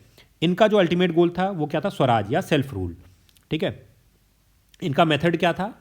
बॉयकॉट, प्रमोशन ऑफ स्वदेशी, एक्टिव पब्लिक रेजिस्टेंस, और जहां पे हो सके वायलेंस को प्रमोट करते थे, राइट। और ब्रिटिश रूल क्या बोलता था? Believe the system was fundamentally reformable, ठीक है। लेकिन एक्सट्रीमिस्ट के पॉइंट ऑफ व्यू को they viewed the system as inherently exploitative and requiring disruption, right. जो एक्सट्रीमिस्ट थे वो ये बोलते थे ब्रिटिश रूल को लेकर के कि ये जो सिस्टम है, ये ब्रिटिश का रूल है, ये एक्सप्लॉयटेटिव है, ये कभी हमारे लिए नहीं सोचेंगे। जबकि मॉडरेट सोचते थे कि इस हम आवाज़ उठाएंगे तो हमारे लिए सुनी जाएंगी हमारी बातें। अब इस बीच में 1885 से लेकर 1905 तक क्या हो रहा था कि बहुत सारी जगहों पे आवाज़ें उठनी शुरू हो गई थी, तो ब्रिटिशर्स को धीरे धीरे करके पता चलता था। अब इसका जो सेंटर था वो बंगाल था। क्यों बंगाल था? क्योंकि बंगाल वॉज द, जैसे आज के डेट में दिल्ली है या यूपी है, आप कह सकते हैं कि कुछ भी अगर इंडिया में कुछ भी चेंज करना है तो यूपी को चेंज करो, वैसा ही कुछ यहाँ पे बंगाल था उस टाइम पे। लोग बोलते थे कि what India thinks tomorrow, Bengal thinks today, ठीक है। तो जो इंडिया कल सोचेगा वो बंगाल आज ऑलरेडी सोच चुका है। तो इस लेवल पे बंगाल आप कह सकते हैं कि रिवाइव्ड था। तो क्योंकि ये सारे के सारे जो एक्सट्रीमिस्ट एक्टिविटीज़ या जो मतलब स्वदेशी मूवमेंट है या रिवोल्ट है, ये सारी की सारी चीज़ें या मैक्सिमम चीज़ें बंगाल से ऑर्केस्ट्रेट हो रही थी। इसकी वजह से क्या हुआ कि इनको लगा कि यार बंगाल को अगर एक रहने दिया तो यहाँ हिंदू मुस्लिम यूनिटी भी है, और इसकी वजह से ये कहीं ना कहीं कल को ब्रिटिशर्स के लिए खतरा बन सकते हैं। तो 1905 में वॉइस रॉय था लॉर्ड कर्जन। इसने क्या किया? बंगाल को दो पार्ट में डिवाइड कर दिया, एक ईस्ट बंगाल और एक वेस्ट बंगाल। जो ईस्ट बंगाल था वो बेसिकली उसकी कैपिटल ढाका रिलोकेट कर दी गई, और वेस्ट बंगाल की कैपिटल कोलकाता में ही थी। ईस्ट बंगाल में मुस्लिम डोमिनेटेड लोग थे और वेस्ट बंगाल में हिंदू डोमिनेटेड लोग थे, ठीक। रीज़न क्या था? एडमिनिस्ट्रेटिव कन्वीनियंस, ऐसा बोला गया, लेकिन एक्चुअल स्ट्रैटेजी क्या थी? डिवाइड एंड रूल, कि हिंदू और मुस्लिम को अलग अलग कर दो तो यूनिटी रह ही नहीं जाएगी। मुस्लिम्स के बारे में सोचेंगे, हिंदू के बारे में सोचेंगे, ठीक है। तो this was the partition of Bengal, 1905 में होता है। उसके बाद स्वदेशी मूवमेंट स्टार्ट होता है, राइट। ब्रिटिश का बॉयकॉट, गुड्स का बॉयकॉट होता है, ठीक है। कल्चरल नेशनलिज्म को प्रमोट किया जाता है, मास प्रोटेक्ट्स होते हैं अलग अलग जगह पे, नेशनल एजुकेशन को प्रमोट किया जाता है, इंडिजिनस जो स्वदेशी इंडस्ट्रीज़ है उनको प्रमोट किया जाता है, ठीक है। और अब ये जो पिटीशन है, पिटीशन से अब लोग कहाँ तक आने लगे, प्रोटेस्ट तक आने लगे, ठीक है। पहले क्या था कि अपने हक को मांगने के लिए पिटीशन दायर होता था, ठीक है। लेकिन अब धीरे धीरे करके ये कहाँ तक पहुँच गए, ये पहुँच गए स्वदेशी सिटीजन एंड दे क्योंकि पार्टीशन ऑफ बंगाल की वजह से ये ट्रिगर अच्छा खासा मिला, तो एक्सट्रीमिस्ट जो थे उन्होंने एक रेडिकल शिफ्ट को लीड किया, ठीक है। और मास इकोनॉमिक बॉयकॉट कराया पूरे ऑल ओवर द इंडिया, ठीक है, हर जगह पे, फ्रॉम बंगाल टू पंजाब, हर जगह। यहाँ से आपका 1905 तक का जो टाइम है या 1907 तक का, तो पार्टीशन ऑफ बंगाल हो जाता है। अब पार्टीशन ऑफ बंगाल के बाद क्या होती हैं चीज़ें, लेग में हम लोग चलते हैं कि जो किस तरीके से आज़ादी के लिए या मास मूवमेंट किस तरीके से शुरू हुए और हम लोग फाइनली स्वराज के लिए लड़ाई लड़ी हमने, ठीक है। तो 1907 के बाद क्या चीज़ें होती हैं, एक्सट्रीमिज़म राइज होता है, मिलिटेंट नेशनलिज्म थोड़ा सा बढ़ता है, ठीक है। अब लोग स्वराज की बात कर रहे थे, फॉरेन रूल को हेट कर रहे थे, ठीक है। और लोगों ने ये मान लिया था, जो एक्सट्रीमिस्ट लोग थे, कि इंडियंस का जो फेट है वो इंडियंस ही डिसाइड करेंगे, ठीक है, राइट। तो 1905 में ये पार्टीशन होता है। 1905 के पार्टीशन के बाद 1906 में, 1906 में ऑल इंडिया मुस्लिम लीग का फॉर्मेशन होता है, इंडिया मुस्लिम लीग, दिसंबर 1906 में, ठीक है।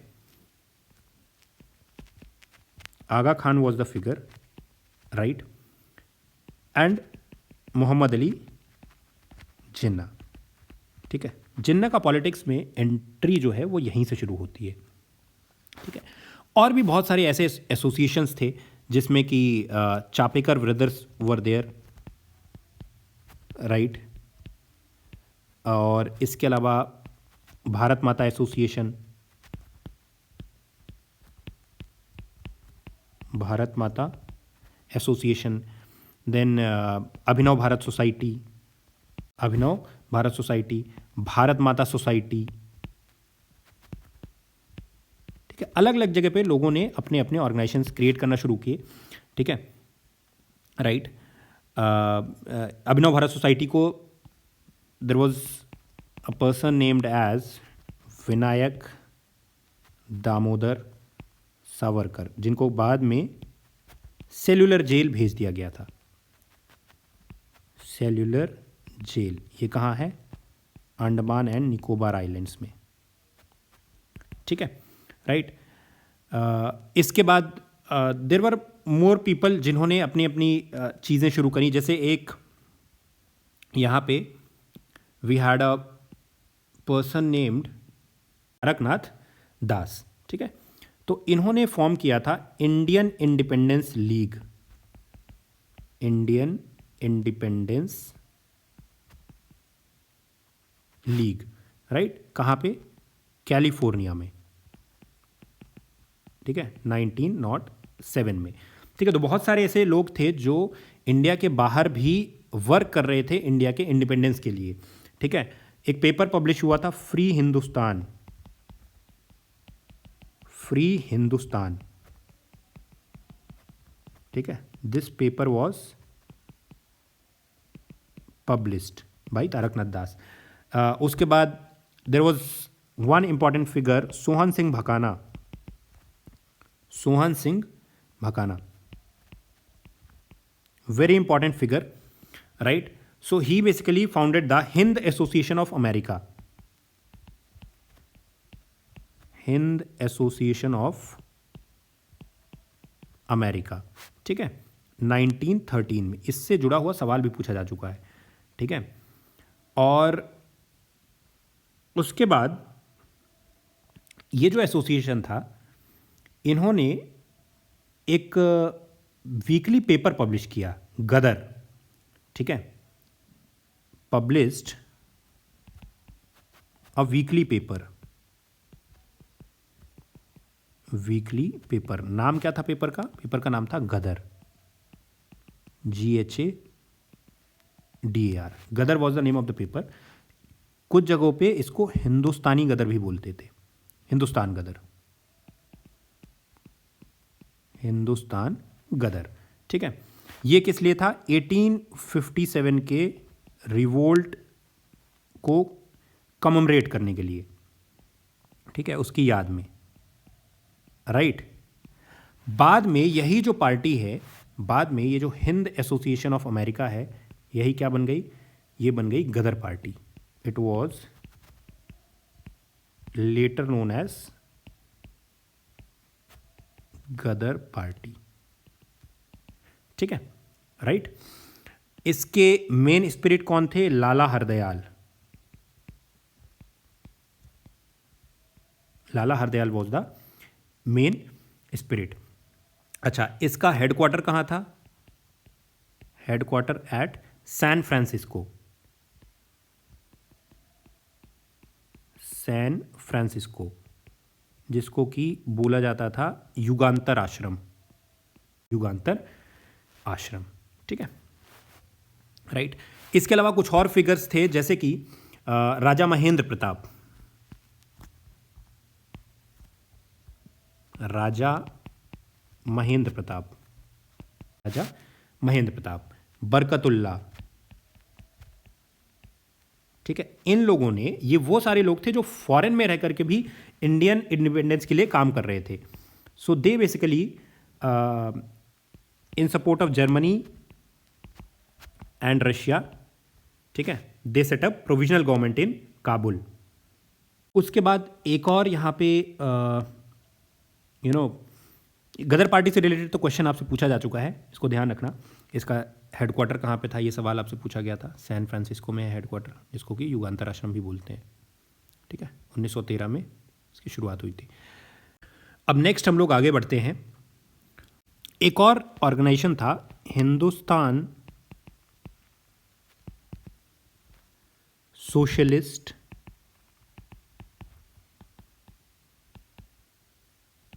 Republican association.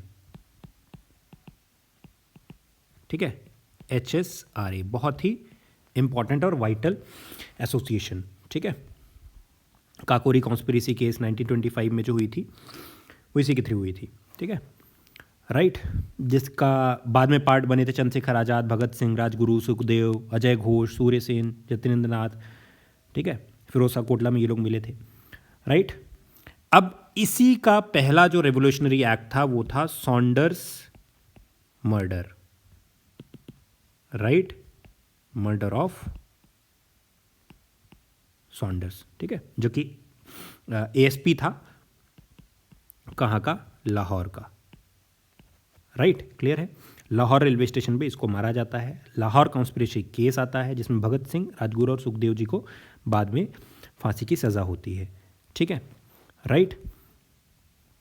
चलो, फिर एक और इंसिडेंट होता है बॉम्ब वाला, जो कि भगत सिंह, बटुकेश्वर दत्त और इन्होंने दोनों ने बॉम्ब थ्रो किया था सेंट्रल लेजिस्लेटिव असेंबली में। ठीक है, और ये क्यों हुआ था? क्योंकि दो बिल्स पास हो रहे थे जो कि जिसके अगेंस्ट ये लोग थे। एक तो पब्लिक सेफ्टी बिल था, पब्लिक सेफ्टी बिल, और जो दूसरा बिल था that was trade disputes bill.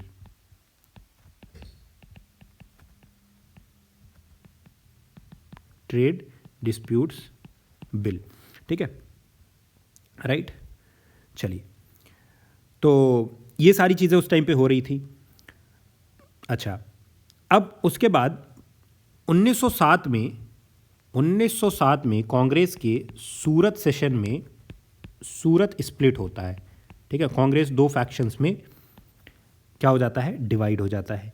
ठीक है, उसके बाद लखनऊ सेशन में 1916 में ये यूनाइट हो जाते हैं। लखनऊ सेशन में दे गॉट यूनाइटेड, एक्सट्रीमिस्ट जो थे वो रीयूनाइट हो गए। ठीक है, और इसी में ऑल इंडिया मुस्लिम लीग और साथ में इंडियन नेशनल कांग्रेस दोनों साथ में आए, जिन्ना और बाकी जो कांग्रेस को जो लीडर्स थे। इसी को बोलते हैं लखनऊ पैक्ट। लखनऊ पैक्ट। तो 1905 में क्या होता है?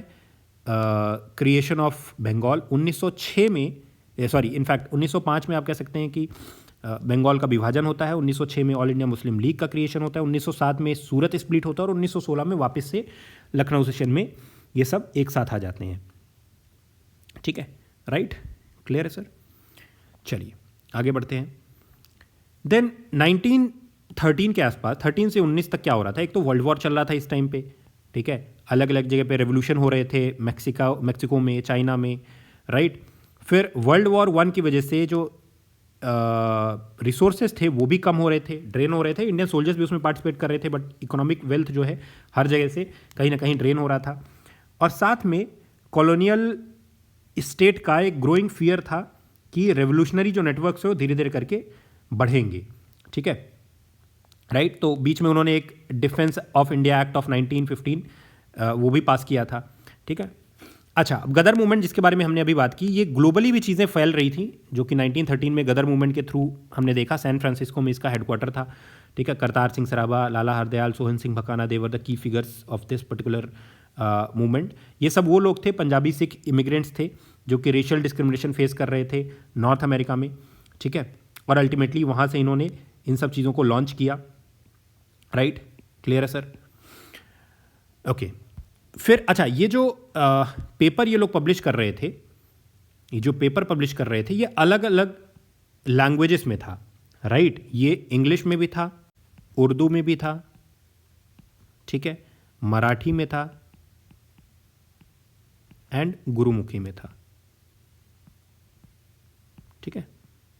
ये 4 अलग अलग लैंग्वेजेस का इस्तेमाल होता था। Alright, then came home rule league 1916 में। ऑब्जेक्टिव क्या था? To achieve self government and dominion status, ठीक है, राइट, क्लियर।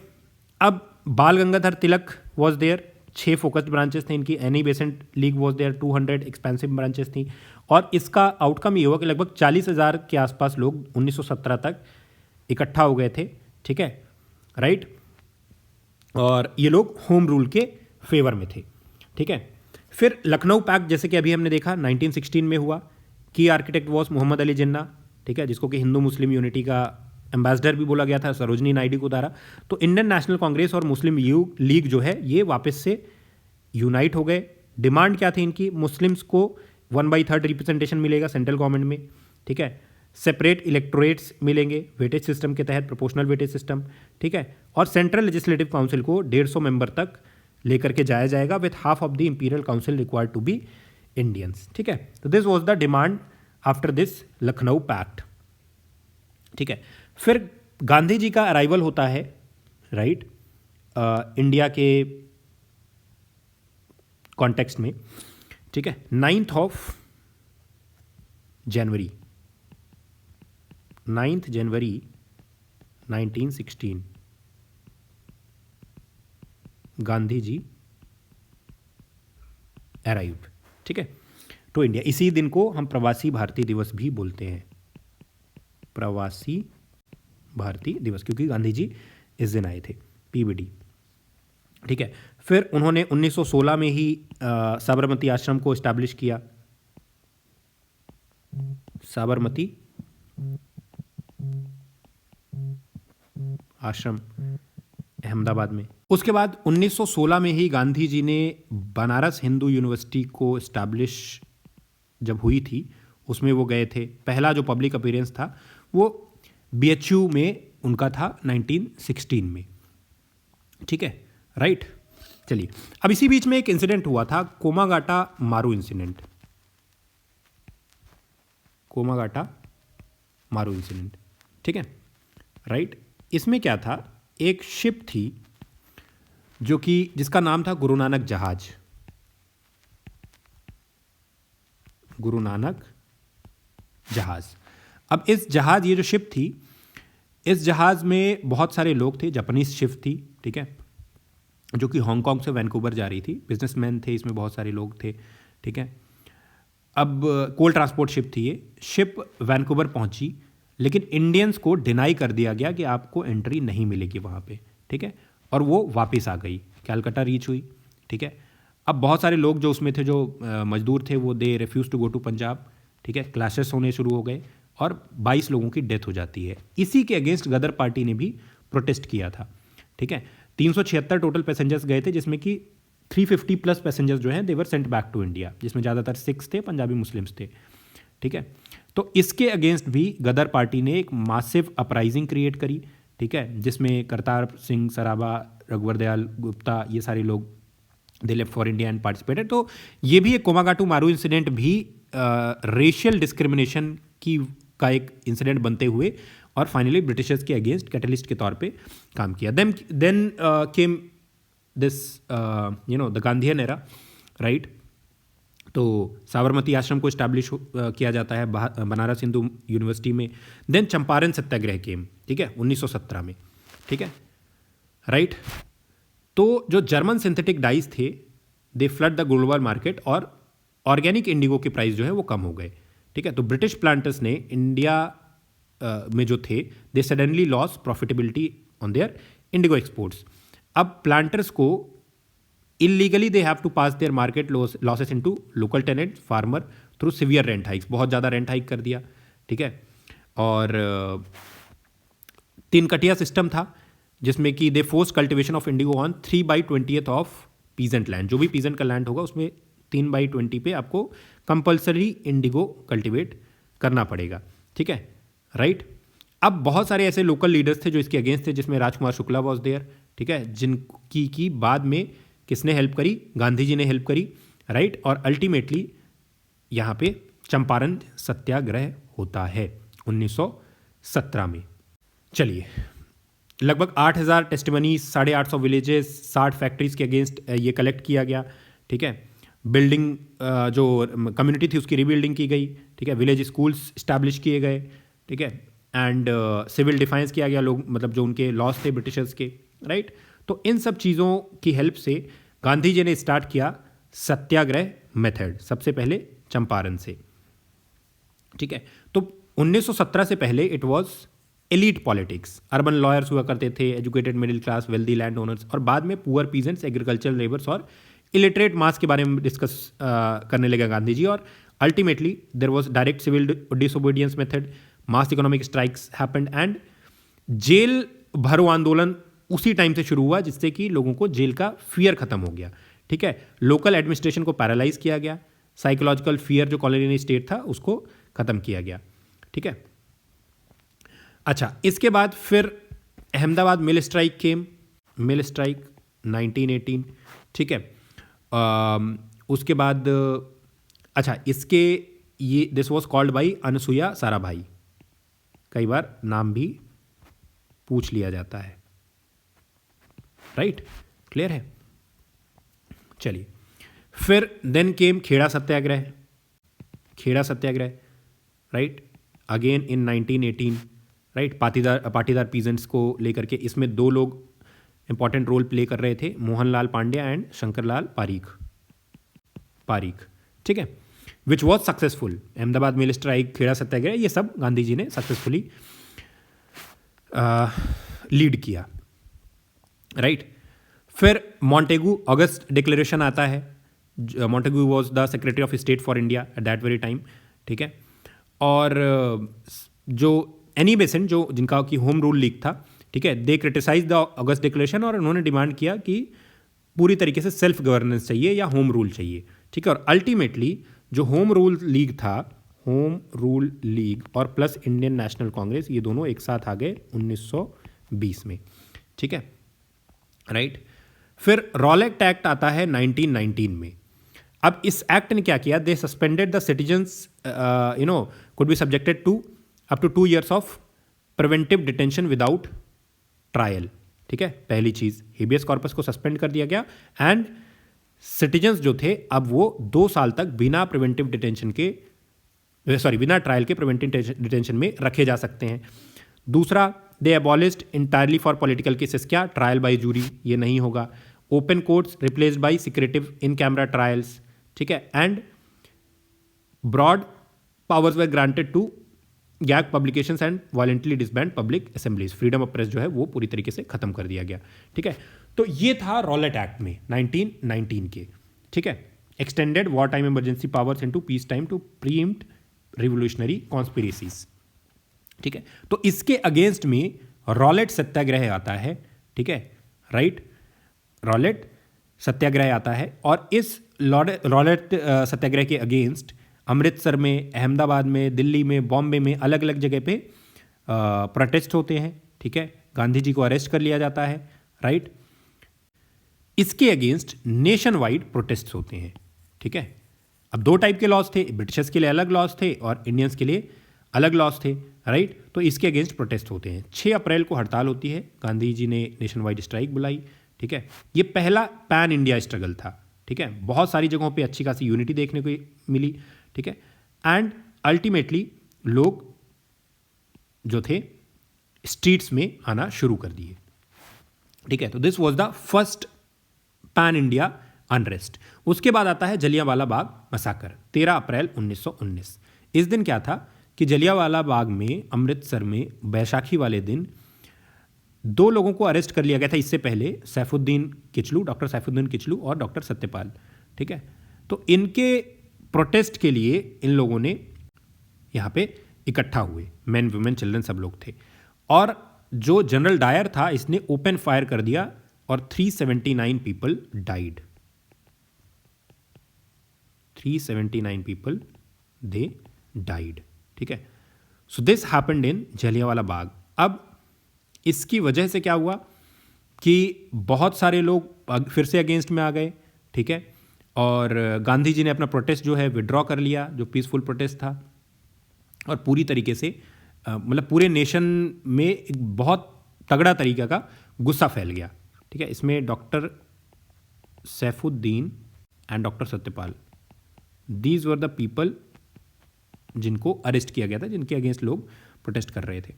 ठीक है, इसी बीच में एक और मूवमेंट आया, खिलाफत मूवमेंट। खिलाफत मूवमेंट, ठीक है, राइट। अब इसमें क्या था कि जो ऑटोमन एम्पायर था, टर्की, ऑटोमन एम्पायर जो टर्की में था, ठीक है, राइट। अब वहाँ पे खलीफा होता था, कैलिफ या खलीफा। तो इंडियन मुस्लिम्स जो थे उन्होंने ब्रिटिशर्स को सपोर्ट किया वर्ल्ड वॉर 1 में, ठीक है, राइट, क्योंकि ब्रिटिशर्स ऑटोमन एम्पायर के लिए जनरस थे। लेकिन टर्की गॉट डिफीटेड और ब्रिटिशर्स ने डिवाइड कर दिया, जिससे कि इंडियन मुस्लिम्स एंग्री हो गए और खिलाफत कमेटी बनाई गई। जब वर्ल्ड वॉर 1 के बाद देयर वॉज अ खिलाफत कमेटी 1919 में बॉम्बे में। तो ये खिलाफत मूवमेंट जो था ये बहुत बढ़ चढ़ के ब्रिटिशर्स के अगेंस्ट गया। इनका डिमांड ये था कि खलीफा को जो है उसी के पास कंट्रोल होना चाहिए रिलीजियस पावर्स का, राइट। और जो अरब है, सीरिया है, इराक है, पैलेस्टीन है, ये सब मुस्लिम्स के अंडर आने चाहिए। अब गांधी जी को लगा कि यहाँ पे मुस्लिम्स भी ब्रिटिशर्स के अगेंस्ट हैं, हिंदू तो ऑलरेडी हैं। तो कुछ लीडर्स जैसे मोहम्मद अली, शौकत अली, मौलाना आज़ाद, ठीक है, इसमें लीडर्स थे, मौलाना आज़ाद एट्सेट्रा, ये सारे लोग थे। अली ब्रदर्स इनको बोलते हैं, मोहम्मद अली, शौकत अली। तो ये सारे लोगों ने मिल करके ब्रिटिशर्स के अगेंस्ट लड़ाई लड़ी। सेंट्रल खिलाफत कमेटी बनती है, टाइटल्स का बॉयकॉट होता है, civil services, police, army, taxes का पेमेंट ना करना, ठीक है, ये सारी चीज़ें जो है ब्रिटिशर्स के अगेंस्ट गई, ठीक है। और ये इनिशिएट होता है हिंदू मुस्लिम अलायंस के साथ और बाद में रियॉट्स में कन्वर्ट हो जाता है, ठीक है, राइट। तो ये 3 इंपॉर्टेंट चीज़ें थी। एक तो गदर पार्टी के बारे में हमने देखा, सैन फ्रांसिस्को में इसका हेडक्वार्टर है, home rule league, then Champaran and Rowlatt Satyagraha, right, clear.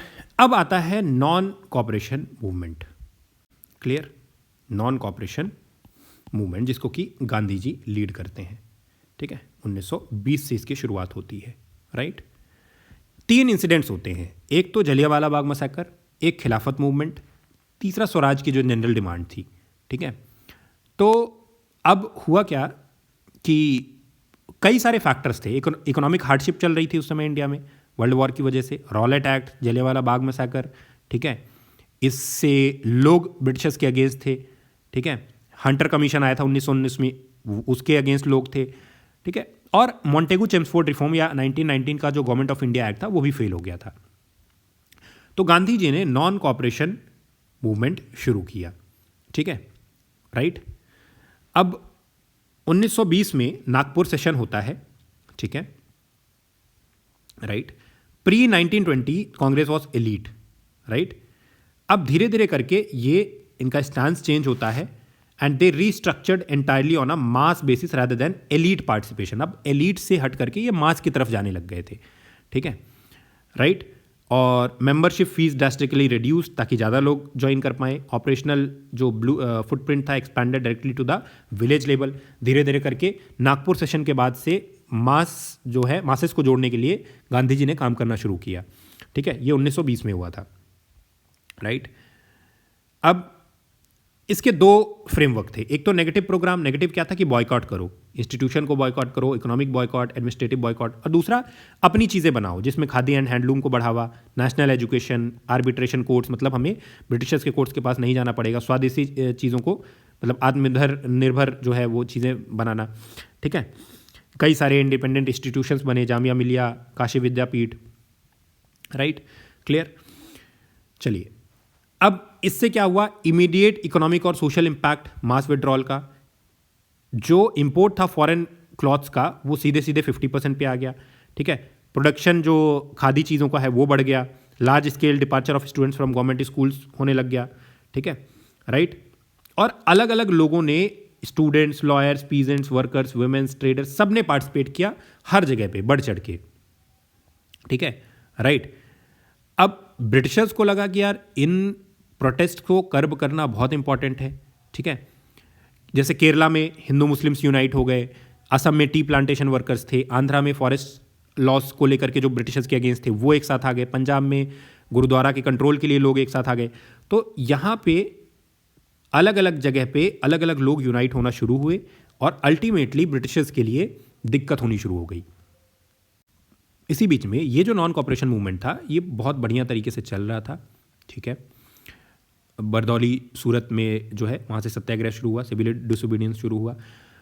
उसके बाद जब ये non cooperation movement was going very good तो फरवरी 1922 में एक इंसिडेंट होता है। क्या, चौरी चौरा पे गोरखपुर के पास एक पुलिस स्टेशन को आग लगा दी जाती है और 22 जो पुलिसमैन थे उनकी डेथ हो जाती है, ठीक है, राइट। इसके बाद पब्लिक मीटिंग्स में बैन हो गया, मास अरेस्ट होने लग गया नेशनल लीडर के, न्यूज़पेपर सेंसरशिप, कांग्रेस ऑफिसर्स में रेड होने लग गई, लाठीचार्ज हुए अलग अलग जगह पे। और अल्टीमेटली जो गांधी जी थे उन्होंने जो सिविल डिसोबीडियंस मूवमेंट था, नॉन कॉपरेशन मूवमेंट था, उसको पूरी तरीके से ख़त्म कर दिया, बंद कर दिया, नॉन कॉपरेशन मूवमेंट को विड्रॉ कर लिया, ठीक है, राइट। अब इसके विड्रॉल से जो यंग कांग्रेस लीडर्स थे वो हैप्पी नहीं थे, ठीक है, राइट। अच्छा, इसी बीच में गांधी जी ने क्या किया, कैसरे हिंद टाइटल को रिटर्न कर दिया। चलिए, उसके बाद 1922 में होता है कांग्रेस का गया सेशन। इसी के बाद उसी साल होता है गया सेशन। इसमें चित्तरंजन दास जी ने, मोतीलाल नेहरू जी ने रिजाइन कर दिया और एक और नई पार्टी बनाई जिसका नाम था कांग्रेस खिलाफत स्वराज पार्टी। कांग्रेस खिलाफत Swaraj party, Chittaranjan Das plus ML Nehru, ठीक है, राइट। फिर 1924 का बेलगाम सेशन होता है, कांग्रेस का बेलगाम सेशन। इस बेलगाम सेशन को लीड कर रहे थे गांधी जी, ठीक है, राइट। इसी बीच में 1925 में जो चित्तरंजन दास जी हैं उनकी डेथ हो जाती है, राइट। और फाइनली बीच में गांधी जी 1 साल के लिए जेल भी जाते हैं, 1924 में इनको रिलीज कर दिया जाता है, ठीक है। उसके बाद क्या हुआ कि साइमन कमीशन आता है, ठीक है। उसके बाद आता है साइमन कमीशन। इस बीच में साइमन कमीशन आता है 1927 में, ठीक है, सर जॉन साइमन, यहां पे आता है Simon commission. Government of India act जो 1919 का था उसके रिव्यू के लिए आता है साइमन कमीशन, ठीक है। लेकिन इस साइमन कमीशन में एक भी इंसान इंडियन नहीं था, ठीक है। इस साइमन कमीशन के अंदर कौन कौन थे, सर जॉन साइमन, ठीक है, Clement Attlee of the Indian members, ठीक है, राइट। तो क्योंकि इंडियन मेंबर एक भी नहीं थे तो लोगों ने साइमन गो बैक के नारे लगाने शुरू किए। इसी बीच में लाहौर में लाला लाजपत राय जी की डेथ हो जाती है, लाठीचार्ज उनके ऊपर होता है, ठीक है। और उसके बाद ही जॉन सॉन्डर्स को मारा जाता है, ASP ऑफ लाहौर, ठीक है, राइट। फिर आती है नेहरू रिपोर्ट, नेहरू रिपोर्ट, ठीक, मोतीलाल नेहरू जी की। तो इसमें इन्होंने डोमिनियन स्टेटस की मांग की, ठीक है, पूर्ण स्वराज की, मतलब ब्रिटिश इंडिया और इंडियन स्टेट्स के फेडरेशन की मांग की, बाई कैमरल लेजिस्लेचर होना चाहिए, जॉइंट इलेक्टोरेट्स होना चाहिए, बहुत सारी चीज़ें ऐसी थी, ठीक है, अलग अलग पॉइंट्स थे नेहरू रिपोर्ट में जो कि इन्होंने डिमांड की। फिर दिल्ली मैनिफेस्टो आया, ठीक है। उसके बाद यहाँ पे गांधी जी का आता है दांडी मार्च, साबरमती आश्रम से लेकर के और दांडी तक 390 किलोमीटर की जर्नी थी। 6 अप्रैल 1930 को इन्होंने सॉल्ट लॉ को ब्रेक किया। तो पैन इंडिया सॉल्ट लॉ का वायलेशन, विमेंस का बाहर निकलना, ठीक है, टैक्स देने से रिफ्यूज़ करना, इकोनॉमिक बॉयकॉट करना और मास प्रोटेस्ट करना, ये सारी चीज़ें इस टाइम पे चल रही थी, ठीक है। फिर बीच में आता है, क्योंकि बहुत सारे मास अरेस्ट हो रहे थे लीडर्स के, including Gandhi ji, police repression हो रहा था, ठीक है, बहुत सारे सिविलियंस को इम्प्रिजन किया जा रहा था, पॉलिटिकल मीटिंग्स बैन की जा रही थी। तो इस बीच होता है गांधी इरविन पैक्ट 1931 में। ब्रिटिश ने पॉलिटिकल प्रिजनर्स को रिलीज़ किया, सिविल डिसोबीडियंस मूवमेंट को सस्पेंड कर दिया जाता है, ठीक है, और राउंड टेबल कॉन्फ्रेंस जो लंदन में होनी थी उसको गांधी जी उसमें प्रेजेंट रहने के लिए एग्री हो जाते हैं, ठीक है। 1929 में इससे पहले जो लाहौर सेशन होता है, लाहौर सेशन, इस लाहौर सेशन में ये डिसाइड होता है कि हम बात करेंगे पूर्ण स्वराज की, पूर्ण स्वराज की, हम राउंड टेबल कॉन्फ्रेंस को अटेंड नहीं करेंगे, ठीक है, और सिविल डिसोबीडियंस मूवमेंट को कंटिन्यू करेंगे, ठीक है। लेकिन फर्स्ट राउंड टेबल कॉन्फ्रेंस जब हुआ तो इसको, क्योंकि आईएनसी ने बॉयकॉट कर दिया था, ठीक है, उसके बाद फिर गांधी इरविन पैक्ट होता है। फिर सेकेंड राउंड टेबल कॉन्फ्रेंस को यहाँ पे पार्टिसिपेट करने के लिए एग्री हो जाते हैं, ठीक है। तो नॉन कॉपरेशन मूवमेंट 1920 से 22 तक, राइट, क्लियर, इस टाइम पे चलता है। सिविल डिसोबीडियंस 30 से लेकर के 34 तक लगभग चलता है। सिमिलर रीजन्स थे, नॉन कॉपरेशन का मेजर रीजन था रॉलेट एक्ट और जलियांवाला बाग मैसेकर के अगेंस्ट, यहाँ पे साइमन कमीशन और पूर्ण स्वराज की डिमांड थी, ठीक है। ये नॉन कॉपरेशन चौरी चौरा के बाद विड्रॉ किया गया था और ये सस्पेंड किया गया था after Gandhi Irwin pact, civil disobedience movement, ठीक है। अब फाइनल लेग की बात करते हैं, राइट। 3-4 चीज़ें यहाँ पे हुई। एक तो ब्रिटिश इम्पोजिशन जो था, यहाँ पे 7 मेंबर पैनल आया जॉन साइमन के अध्यक्षता में, जिसमें कि एक भी इंडियन नहीं था, ठीक है, 0 इंडियन मेंबर्स इंक्लूडेड। उसके बाद परसेप्शन ये बना कि ये हमारे लिए इंसल्ट है, अगर ये गवर्नमेंट ऑफ इंडिया एक्ट है तो हम डिसाइड करेंगे कैसे होना चाहिए। मास प्रोटेस्ट हुए, साइमन गो बैक के नारे लगे। 1928 में लाला लाजपत राय जी की डेथ हो जाती है, ठीक है। भगत सिंह, राजगुरु और आज चंद्रशेखर आज़ाद, इन्होंने जॉन सैंडर्स को मार दिया। उसके बाद इनको फिर बाद में फांसी होती है, ठीक है।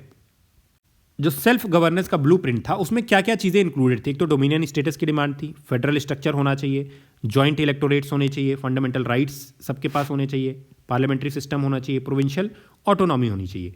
अब मोहम्मद अली जिन्ना ने रिपोर्ट को रिजेक्ट कर दिया, ये जो नेहरू रिपोर्ट थी, और 14 पॉइंट्स अपने अलग से दिए to safeguard Muslim interest, right.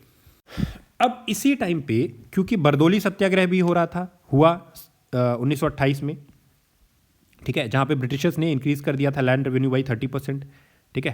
तो इसको वल्लभ भाई पटेल जी ने लीड किया और यहीं से इनको टाइटल मिलता है सरदार, राइट। फिर 1929 में ग्रेट डिप्रेशन होता है जो पैन वर्ल्ड रहता है, ठीक है। एग्रीकल्चरल प्राइसेस कोलैप्स होते हैं, अमेरिका में रिसेशन आता है और उसकी वजह से बाकी हर जगह पे जो है कोलैप्स आता है, ठीक है। अब इसकी वजह से क्या हुआ कि जो सिविल डिसोबीडियंस मूवमेंट है उसमें और ज़्यादा लोगों ने पार्टिसिपेट करना शुरू कर दिया, ठीक है। इस बीच में कैलकाटा सेशन होता है 1928 में, जिसमें डोमिनियन स्टेटस की डिमांड होती है।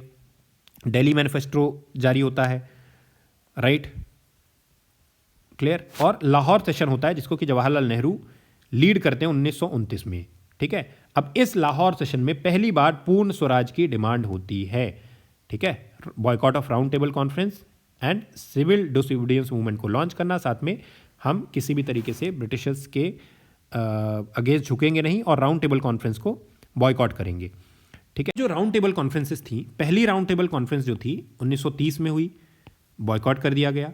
सेकेंड, फिर उसके बाद गांधी इरविन पैक्ट होता है, राइट। उसके बाद सेकेंड राउंड टेबल कॉन्फ्रेंस होती है जिसमें गांधी जी पार्टिसिपेट करते हैं लंदन में, ठीक है, 1931 में। रिजल्ट ये था कि the talks collapse with no agreement reached and highlighting intractable imperial national divides, ठीक है।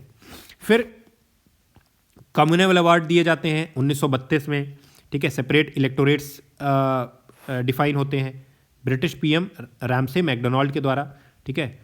They propose entirely separate voting blocks for Muslim, Sikh, Christian, Anglo Indians and depressed classes, ठीक है, राइट। पूना पैक्ट होता है गांधी जी और अंबेडकर जी के बीच में, ठीक है, जिसके तहत जो रिजर्व्ड क्लासेस थे उनके लिए सीट्स, या डिप्रेस्ड क्लासेस थे उनके लिए रिजर्व्ड सीट्स का प्रोविजन लाया गया। Separate electorate was there for depressed classes, right, clear. Pune के येरवड़ा जेल में इसको किया जाता है। फिर आता है government of India act of 1935, ठीक है, जिसमें प्रोविंशियल ऑटोनॉमी की बात होती है, फेडरल सिस्टम की बात होती है, by cameral legislature, federal court establish होता है और सेपरेट इलेक्टोरेट्स दिए जाते हैं, ठीक है, राइट। फिर 1938 में कांग्रेस का हरिपुरा सेशन होता है, ठीक है। अब गांधी जी ये बोलते हैं कि नॉन वायलेंट मास मूवमेंट करेंगे आज़ादी के लिए, और सुभाष चंद्र बोस जी बोलते हैं कि रेडिकल नेशनलिज्म को प्रमोट करना होगा, इमीडिएट फोर्सफुल स्ट्रगल होगा ब्रिटिश रूल के अगेंस्ट।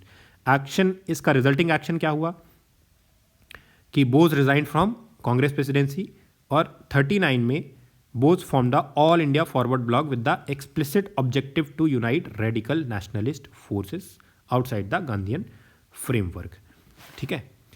तो ये डुअल लेन ट्रैक एक तरीके से इस्टेब्लिश हुआ। एक तरफ इंस्टीट्यूशनल नेगोशिएशन की बात होती थी और एक तरफ मास रेजिस्टेंस और रेडिकलाइजेशन की बात होती थी, ठीक है।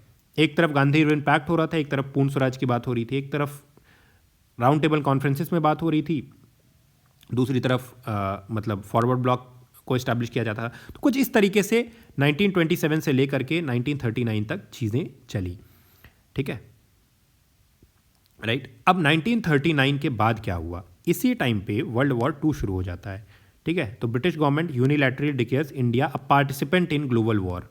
किसी भी पॉलिटिकल लीडर से कंसल्ट किए बिना इन्होंने बोल दिया कि इंडिया हमारे साथ है और इंडिया लड़ेगी ब्रिटिशर्स के साथ, ठीक है। तो अब क्या हुआ कि 1939 में वर्ल्ड वॉर 2 शुरू होता है, 1942 से मास मूवमेंट शुरू हो जाते हैं और फाइनली 1947 में इंडिपेंडेंस मिलता है।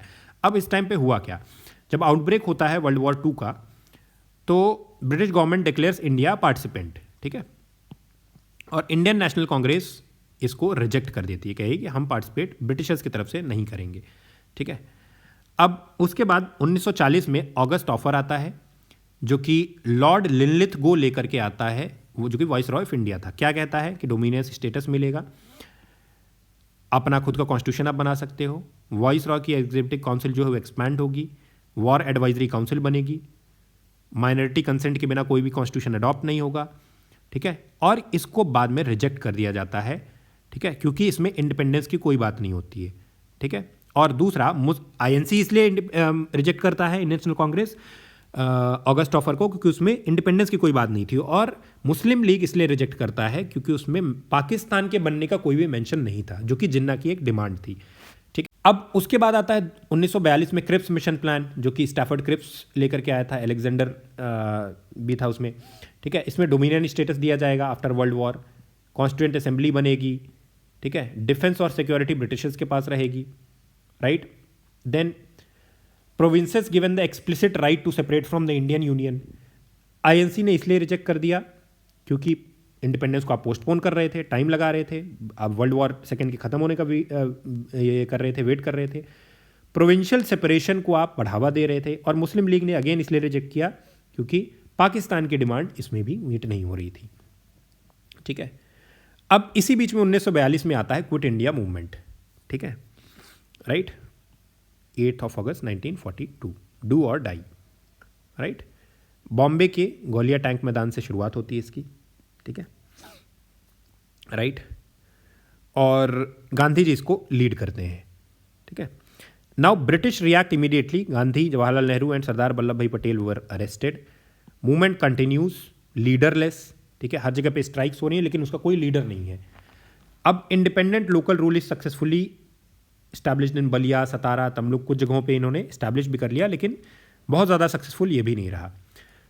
फिर इसी बीच में नारा आता है दिल्ली चलो, earlier organized by Ras Behari Bose, revitalized and led by Subhash Chandra Bose. They used arm struggle to achieve immediate Indian independence. इसमें रानी लक्ष्मीबाई रेजिमेंट बनाई जाती है, commanded by Lakshmi Sahgal, first all women combat unit in the Indian independence government. Headquarter कहाँ था?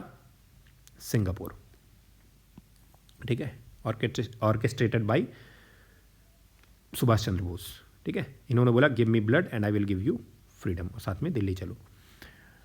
फिर अब there was a two front war for independence, right.